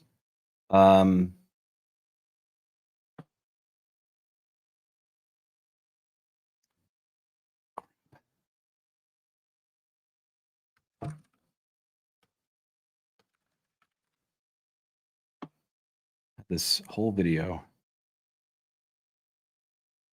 I can't find it. You know what? I'm just going to describe it because it's more fun that way anyways. Okay. So I worked on this project. It was a kind of a seed of an idea when I started with it. And then I worked with a lot of professionals to kind of talk through how to make it real, and built a really fun crew.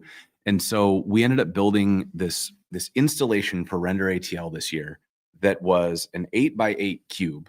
And some of y'all might have been there to see it. But the each side of it had a screen, a big capacitive touch keypad on it, like kind of a phone keypad, and then a door that didn't have a handle on it, and that was locked with an electromagnetic lock. When you showed up, the screen had some instructions and a QR code. You would download that QR code. It would open up a game on your phone, and it was a photo scavenger hunt. So you'd play this photo scavenger hunt. You would get a task. You had to make a new friend, take a selfie, and then submit that to the app. Then we had a human that reviewed these photos and decided whether or not you had met the challenge, at which point you would get a code.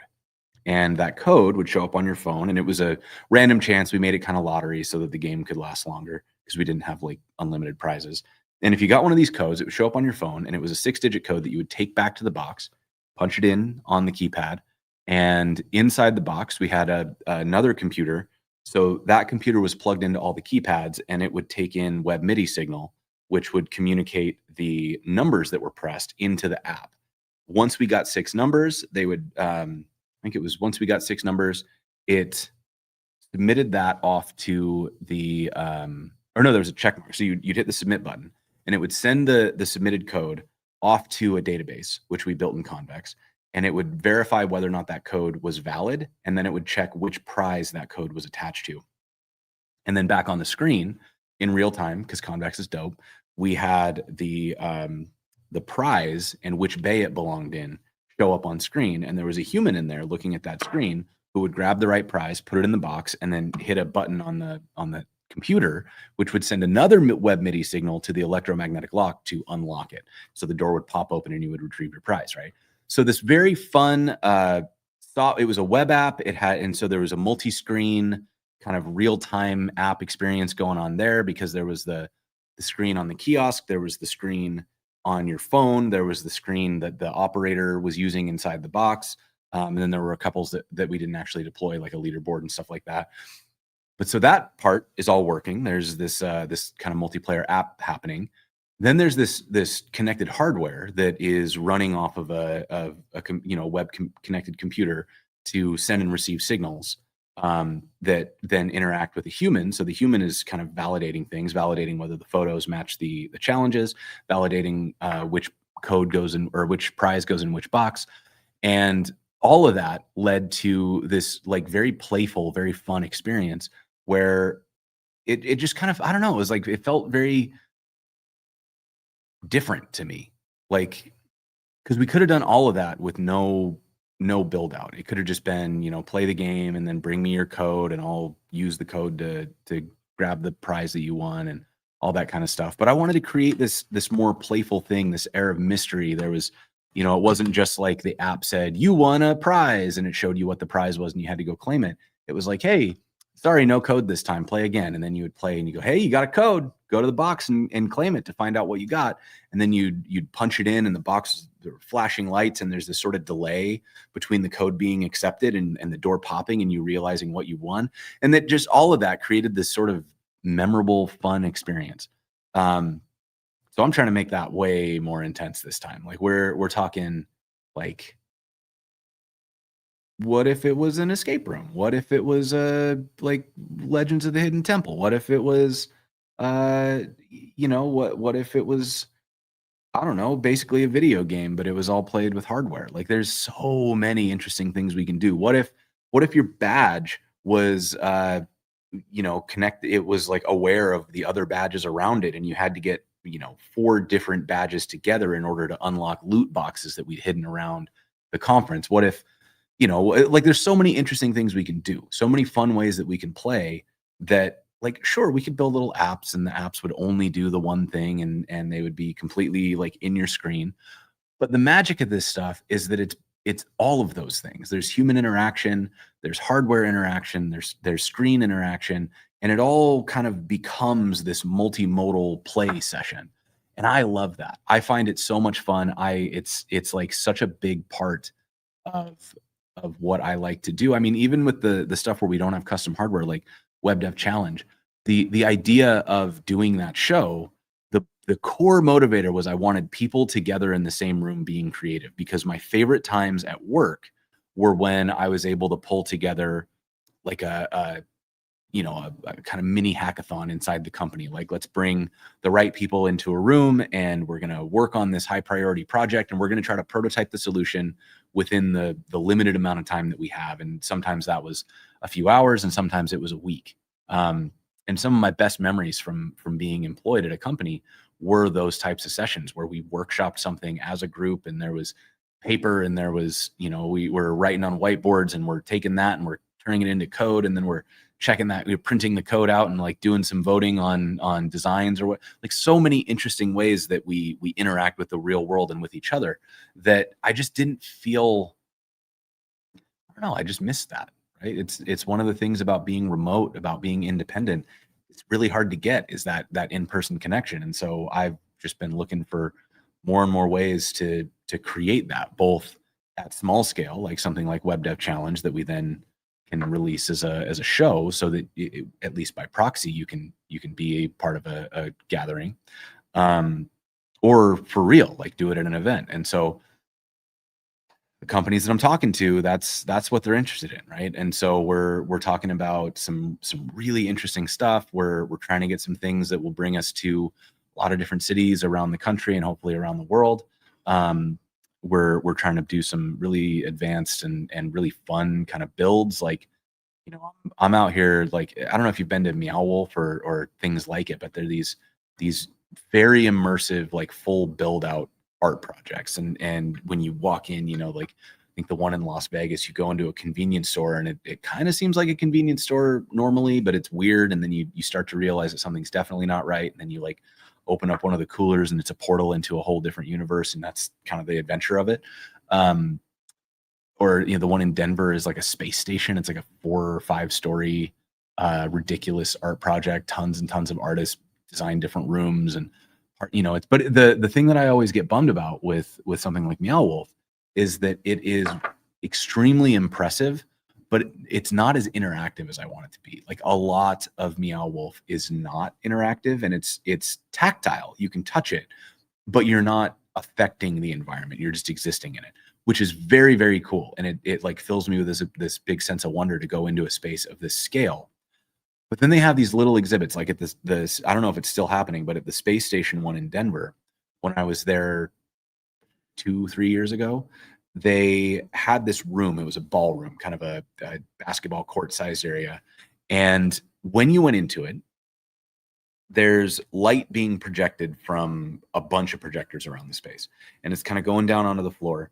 And then on the walls, there's like the forest is being projected.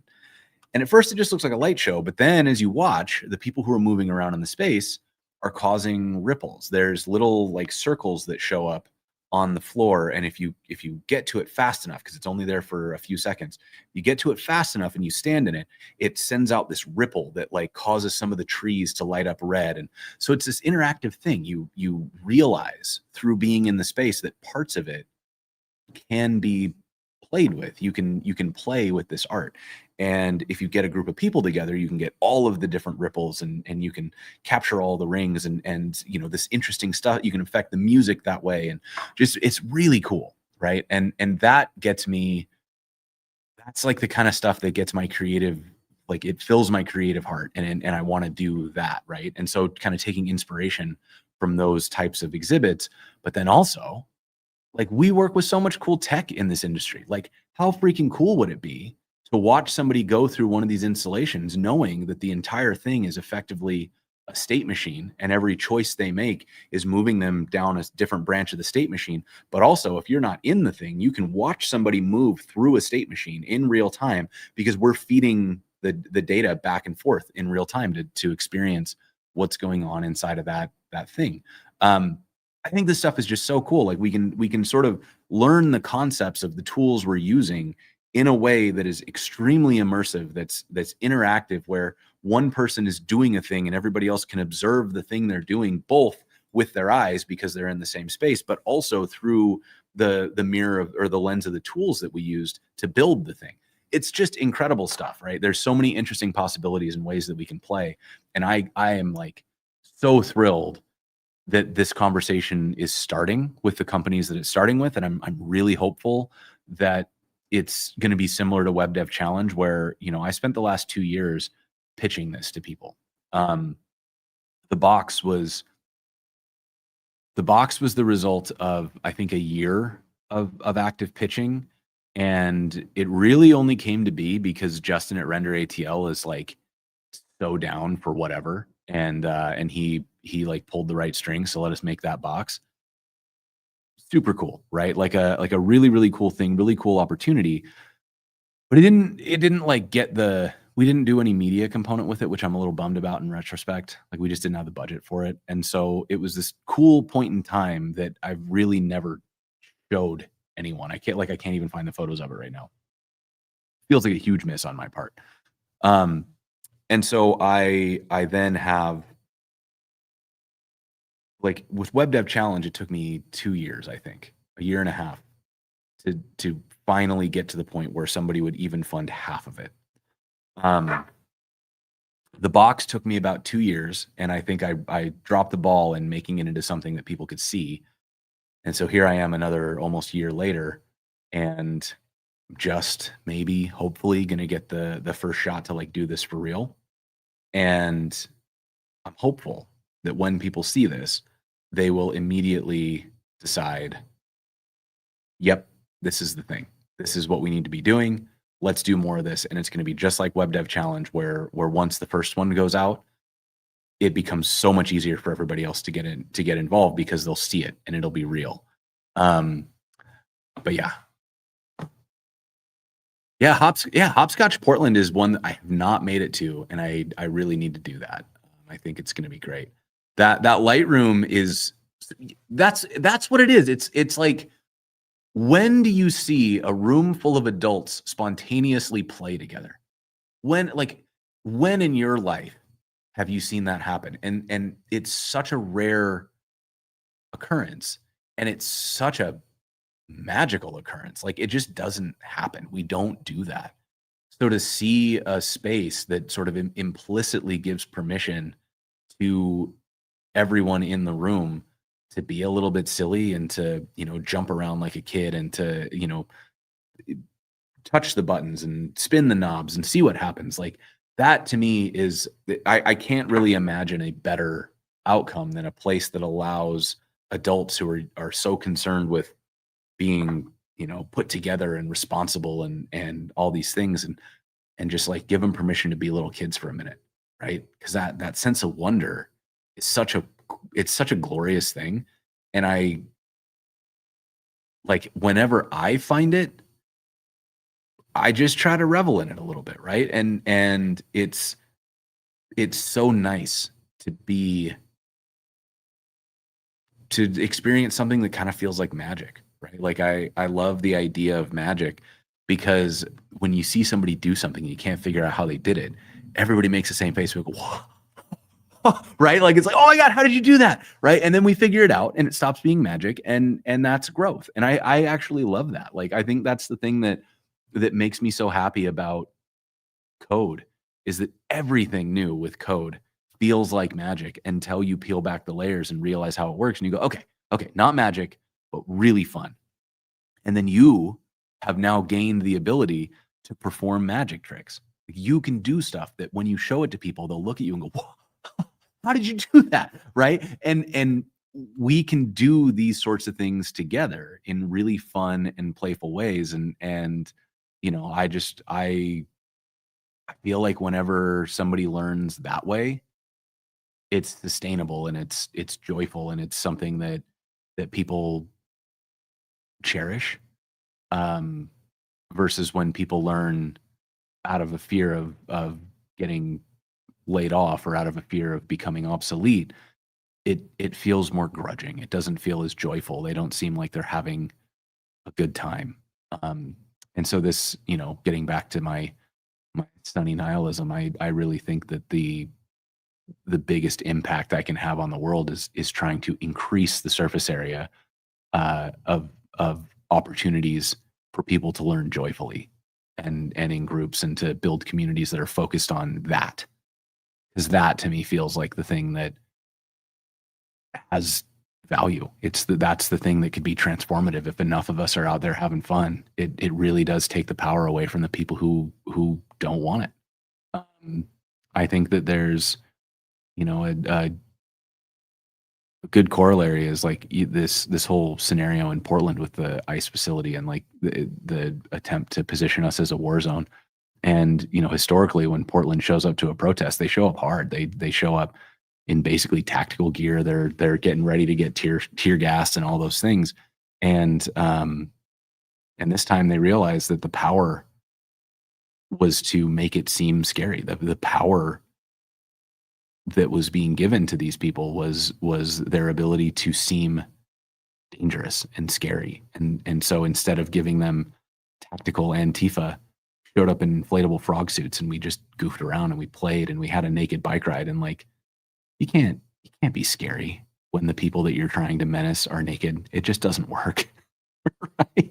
Like, it took all their power away. It instead gave the power back to the people who are just there trying to live their lives and not see their neighbors get attacked. Um, and I think that's what we can do on a much smaller scale and for a much sillier purpose, is like, let's create more surface area for people to play and to have fun and to learn this stuff because it's fun to do so, and to kind of expand this community where we're here and we're smiling and we're having a good time and we're advancing, um, as a group, as a unit. And that just completely sucks the power away from the people who want us to be mad and want us to be scared and want us to be, resentful of each other for getting opportunities that the other didn't.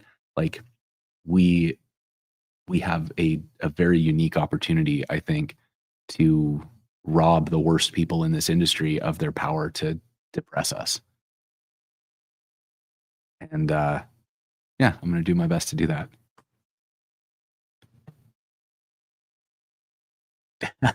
Yeah, metal shows are like, yeah, like you get to you just get to go like bump around with people, and the thing I love about a metal show too is that they seem so violent, but like it's the most compassionate violence you've ever seen. Like people get into the pit and they get smashed in the face, but like somebody who doesn't want to be in the pit gets like a full escort to get out of there.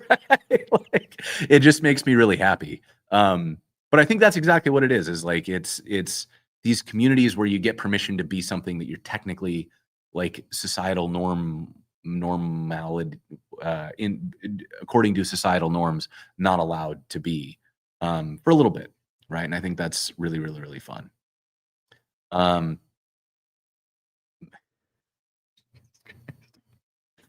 I didn't realize I had a fursona. Damn it. Okay. So had this moment showing people on the Flutter community how signals work. Hell yeah. Yes, exactly that. Like this shit is cool. It's fun. We get to build so many cool things, and I just really, really want all of us to remember that and not let these joyless dorks uh, try to take it away from us and tell us that what we're doing is silly or meaningless, and that we should just embrace the mediocrity of whatever it is they're trying to sell us right now. Like, fuck that. We're awesome. Let's continue to be awesome.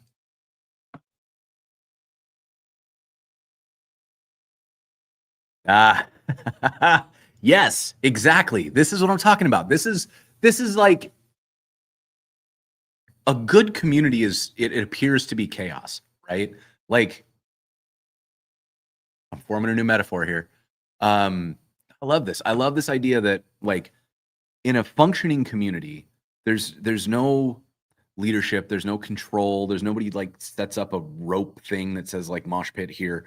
They just become these groups that are super chaotic, but they're all caring about each other, and that allows the chaos to flow in ways that, you know, if you find yourself in a group and they start doing something chaotic that you don't like, you just move and they support you in getting out of it because they know it's not for everybody, and it's not like you're not telling them to stop, you just want to be somewhere else, and they support that, right?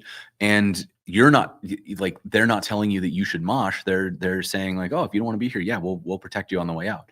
um and then once you're out, they smash into each other like, you know, the absolute monsters that they are. But I think that really is like the magic of this stuff. Um, Charles, what did you do? Jesus Christ. You asshole. Okay. Yeah, let's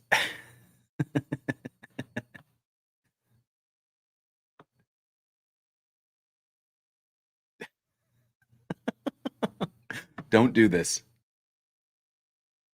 Or maybe do this. I don't know. Let's see what happens. Yeah. Yeah, yeah, yeah. Joyless Dorks is only a good band name if the way that you approach it is to like make it one of those theme bands, like when you get a Klingon metal band and everybody's in full makeup singing Klingon.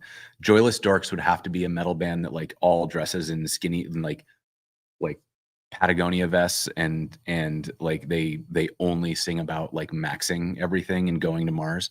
It'd be I like that. It's a good band. That band should exist. Um,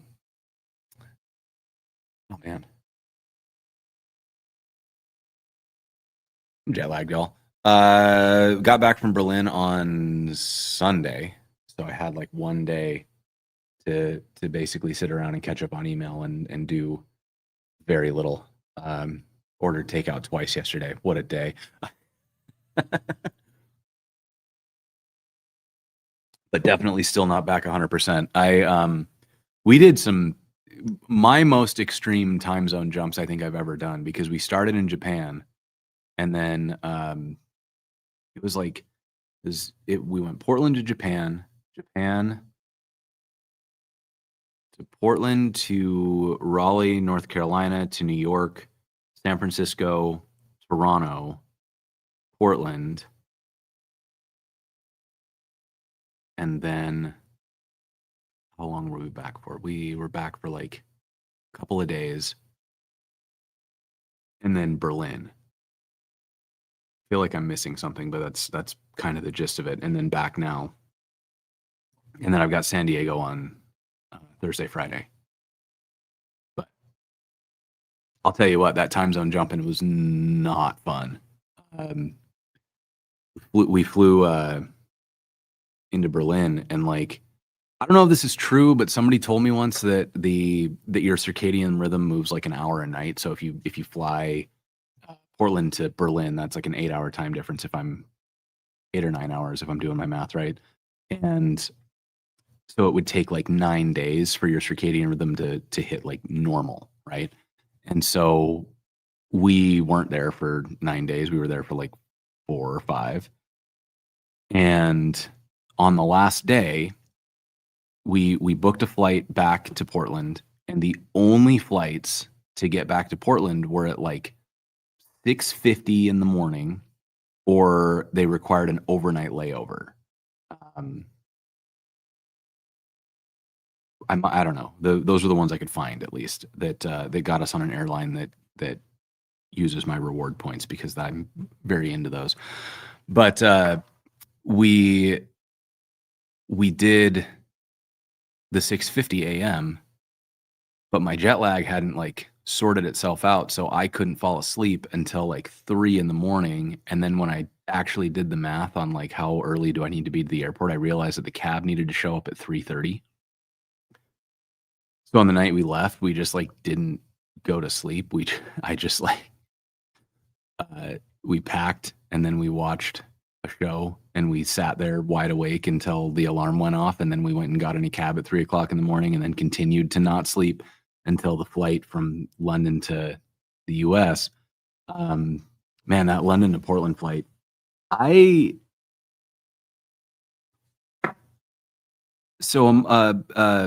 minor bougie point in my life is that I realized that flights on the West Coast are only marginally more expensive if you go first class. Like to as an example, flying to San Francisco is usually like $200.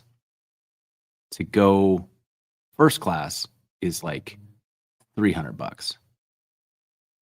And is that a waste of money? Yes. But do I do it? Also, yes. And then when we went to Japan, I used a whole lot of airline miles to get us the lie flat beds. Shouldn't have done that, because now I know they exist. So we flew London to Portland in economy, and I'm broad. I don't fit in those little chairs, and so I'm like fully leaned over on Marissa. Like if I'm not flying with Marissa, I feel so sorry for the person in the middle seat, because I'm like doing everything I can to be out of their way and just fully smash into them. It's not, it doesn't work well. But also British Airways, I don't know. I apologize if it's your favorite airline, but God, I cannot stand it. It's like I feel like the seat cushions were somehow made out of metal. And like, I am not somebody with like a skinny ass where it's bony and I have to worry about like I carry a lot of cushion with me, and I still like my tailbone was just killing me from this flight. It's 9 hours on the least comfortable chair I've ever been on. And I was window seat, so I couldn't do what I would usually do, which is kind of stand up and wander around, because I'd have to wake up everybody in the row, and I didn't want to do that. So I'm just trying to like, I don't know, like position myself sideways so that my freaking tailbone. Yeah. Anyways, it was awful. I did the trip to Goa once. This is like I've been to India, but I feel like I can't actually claim that I've been to India, because I went to React India, and they sent a car to the airport and then kind of just told us like don't leave the hotel. So I basically just showed up and went to like the Hard Rock or the Planet Hollywood, some like American hotel chain in Goa. And I was kind of prevented from leaving, and then they drove me back to the airport, and I was like, man, this is a long way to come to like not see any of this country. I was there with Sunil Pai, and at one point we snuck out of the hotel and like walked down the beach and went to a local restaurant. That was awesome. That was the most fun I had. Um, but yeah, it was pretty rough. Yeah, let's see. So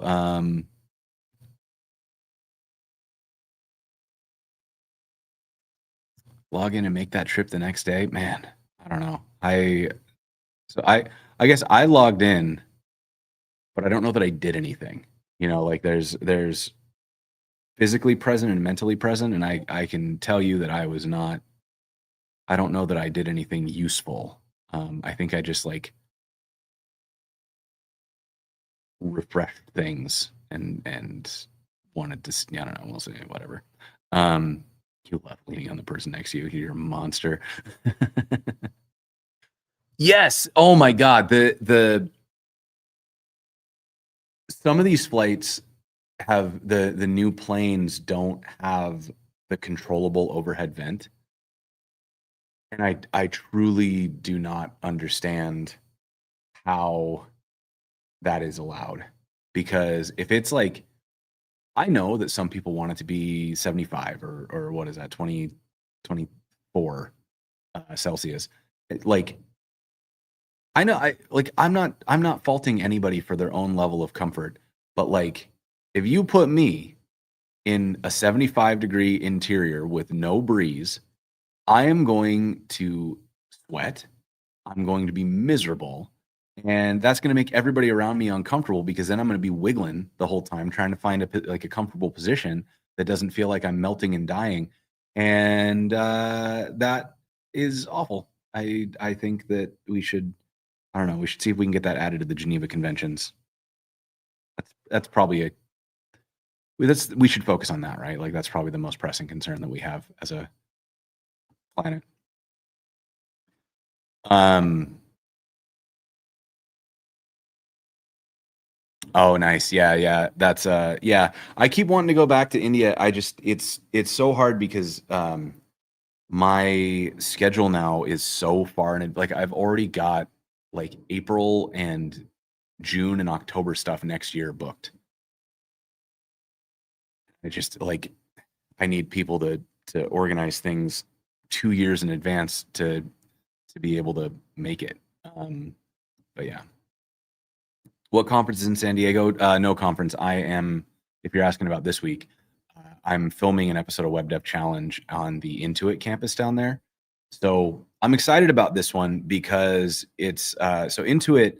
I love the way that Intuit has decided to approach this because they're sponsoring it not to get people to use Intuit tools, but because they want to like they are looking to recruit basically out of people who build for the challenge, both the in-person and online version of it. And like so they instead want the challenge to be about the tools they use in their day-to-day at work, which is like full stack web development. So we get to have a challenge that is effectively build a cool app on a theme, and it has to be full stack. And that's the entirety of it, right? And I love that so much because it lets me get away from some of the like very feature specific stuff, which was this season of Web Dev Challenge has been really really fun. I've really enjoyed it, and I am feeling the strain of like how many more like specifically AI features can we do before we start to like scrape the bottom of that barrel for like interesting content. So being able to like dig into this stuff in unique ways and using tools that don't necessarily need to be AI, right? It's really delightful. And again, hopefully next year, having some conversations with some folks that maybe don't know. I have a grand vision for Web Dev Challenge, and might maybe next year. Maybe we'll see. Keep your fingers crossed. Tell your bosses. But yeah, that's. So, anyways, I'll be around in San Diego, but I'm going to be like booked solid. So, unfortunately, I won't be able to do anything. We've got like we show up, go straight to a welcome dinner because the way I do Web Dev Challenge is I bring everybody out early and try to meet before cameras start rolling, so that there's a chance to just like be people and talk and get comfortable with each other before we start throwing lights and cameras in your face. And it tends to work out really well. So it's, you come in, you go to the warm up dinner, we all hang out, and then the next morning you got to be at the venue at like 8 o'clock in the morning, and then that's 8 to 6 is the filming window, and then we have a dinner. It's like a thank you dinner that's scheduled at 7:30 or something, and that ends late enough that we usually just go to bed and then up and on the plane next morning. So yeah. But yeah. I mean, I have Intuit is interesting because I really, really, really love the folks that I work with at Intuit, and I also have huge like ethical concerns with some of the like legal arms of Intuit, specifically their lobby. And it's very, very difficult to exist. I was watching The Good Place, which is a great show if you haven't seen it. It's effectively they snuck a philosophy 101 course into like cable television, which I love. And one of the things that they talk about in that show is just how complex and borderline impossible it is to do anything that is actually moral in a world that's as big and interconnected as ours. That's been a very weird thing as I effectively rely on sponsorship is where are my morals? Like, what are the lines that I will and won't draw? And I don't know. It's been really hard because like there are lots of sponsors that I've worked with where I'm kind of like, I don't like some of the things that you've done. But where I've landed is like I won't work with companies that do like weapons. Like Palantir is off the table. Stuff that's just straight up surveillance tech. I won't do. And I won't do the AI that is like explicitly trying to replace artists. So like no generative video, no. I won't stop people from using like the generative images, but like I would not do a challenge that was just generative images. And that's kind of where I've landed is like I have my lines. I don't know that they're super clear. I find all of this stuff very confusing. I'm trying. Stuff is hard. But Woodsman Fit, yeah. So I wanted to wear. I have these like green. You can't even see them. They're like green pants. You can kind of see that they're green. And then I was like, cool. So need something that works with that. So I went with these kind of earthy tones. And then I was like, no, I need to make sure that everybody can see my cool hat. And then it looks like I'm ready to go into the woods, which would be for anybody who knows me, knows how funny that is. But yeah. So, anyways, where are we at? All right, I'm gonna call it here pretty soon. I got a hard stop in 25 minutes if we don't call it earlier, because I have another web dev challenge actually happening tomorrow. And I'm going to cook everybody dinner at my house tonight. So I have to go shopping. And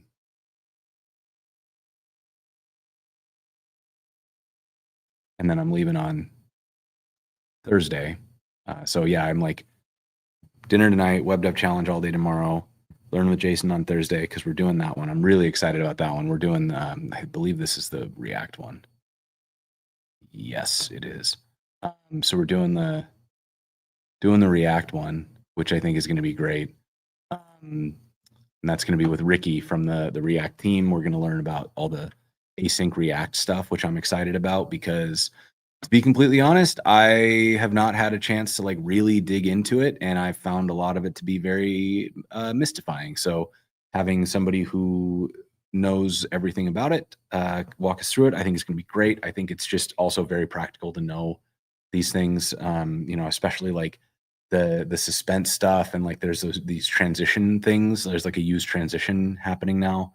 And then what was the other thing? There's one other thing that we're going to talk about specifically. It's in the description on the show. If you're not in the Discord, go get into the Discord. Let me throw the here.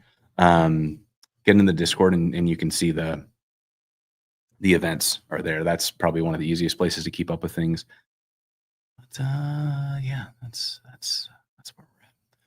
So what am I making for dinner? That's a good question, because up until yesterday, I was planning on doing burgers.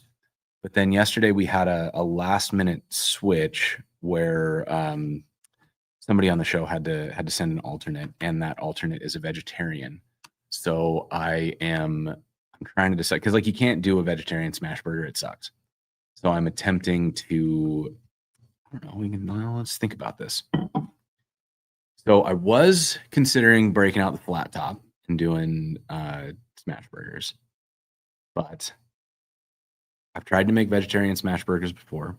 They did not work. That's why I lost the burger showdown to Sarah Drasner. It's because I had to make vegetarian smash burgers, and it turns out I don't know how to do that. So could break out the regular charcoal grill and do regular burgers, and then get some veggie patties or some pretty good like black bean patties, et cetera, et cetera. And that would be fine. Sous vide a veggie burger, right? And then the other thing that I was thinking about doing is I've made like chicken katsu has been a go-to for me. It's pretty straightforward to make. It's really, really good, and it scales really well. Oh wait, did the Discord link expire? Hold up. Let me double check that. CodeTV.link Discord.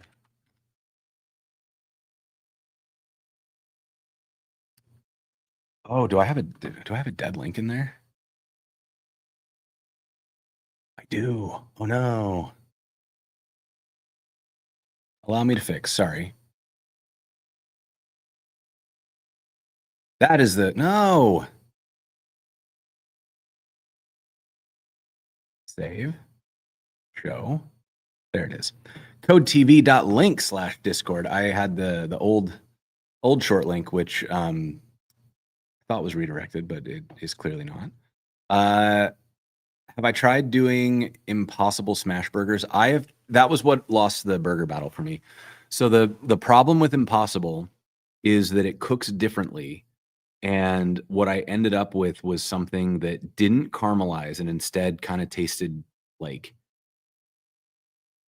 it didn't taste burnt, but it tasted like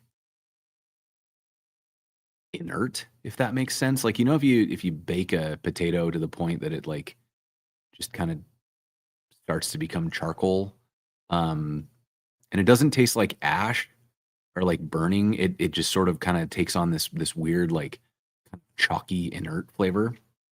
The Impossible Burger did a similar thing where it like developed what looked like a crust, but what tasted kind of styrofoamy. It was very strange. But yeah, all very strange, very, very strange. So what I would probably do is more of a diner style burger, like something thicker, because then it could cook less aggressively and be yeah, it'd still have some juiciness to it. I think that was the problem, is like the style of smash burger where you caramelize one side and basically cook it all on one side. is works for beef because that caramelization crust is like really flavorful, but it wasn't with an Impossible Burger. That could definitely be my fault. Like it may be that I don't quite get it, and there's some technique stuff that I could do. Definitely worth experimenting with later when somebody's dinner isn't on the line. But it was, it was all right. So all that being said, yeah, I think what I'll probably end up doing, because a lot of times the other downside is Marissa's out of town, right? So she's at a company thing, and so I usually she helps, and she'll do like a dessert or something, and so I think I might be like half copping out on this one, and I'm gonna cook part of it, but it might be like some takeout to supplement because I'm not gonna have time to do like a 3-course meal on my own today because I also have to like prep for San Diego. Um, so it's like it'll be fine. I'll figure something out. I'll probably just do charcoal grill because charcoal grill is relatively straightforward and allows me to do something vegetarian that doesn't require an entire separate recipe, which is nice. But yeah. Okay. So I am probably going to call it here, I think, because I am quite tired. And I think I'm going to go get something to eat and take care of all these chores I got to do today. But yeah. So that being said, thank you all so much for hanging out. I had a great time. Oh my God, Sevi, what have you done in the Slack? Holy crap. Jesus Christ. All right, I guess we're going to show this. This is...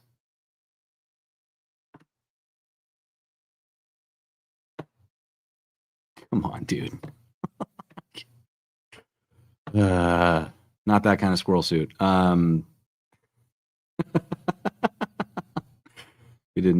This didn't turn into more things. Okay. All right. Seb, you're a monster. Hang out for thoughts on what is OKDev? I don't actually know what OKDev is. Allow me to look it up.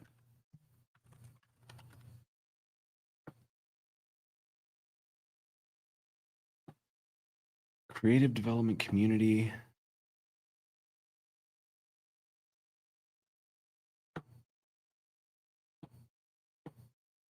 I've never seen this before, but it looks cool. I also don't know any of these folks, which is exciting to me because it's more people to follow. I like that. Okay, cool. Yeah, so I'm gonna dig into this one. Let me throw a link in the chat here for anybody who wants to check it out. And social network profiles, project gallery, directory, articles, jobs. Yeah, I like that. I like it. It's cool. It seems like a cool thing. I like the web design is good. Pop that up for a quick second. See the site here. I'm always a fan of these little interactive elements like that. That's fun. Get a gallery of cool sites, which I'm always a big fan of. So, seems like the sort of place that I want to hang out. So yeah, OKDev, new little inspiration site that I'm gonna go check out. Cool. Okay, so I'm gonna go eat something because my brain is starting to short out. Come hang out on Thursday for Learn with Jason. We're doing that React show. I will be back here next Tuesday as well, doing the regular old stream. If you got something you want to see me build or talk about, hit me up on Discord, Blue Sky, LinkedIn, wherever you hang out, and let me know what you want to see, because I don't know what this time is for. It's just for hanging out. So whatever you want to talk about, I want to talk about it. Then let's we'll see you next week, or see you in a few days, actually. keep your eyes peeled. We're launching the Twilio Hotline Hackathon. That one launched a little bit late because we were letting the Goose one run a little bit longer. This one's going to be really fun. You can also win prizes simply by having good ideas. You don't even have to build them this time. So go check that out. That's on the Code TV blog right now.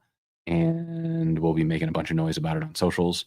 I think that's everything I have right now. Love you. Bye.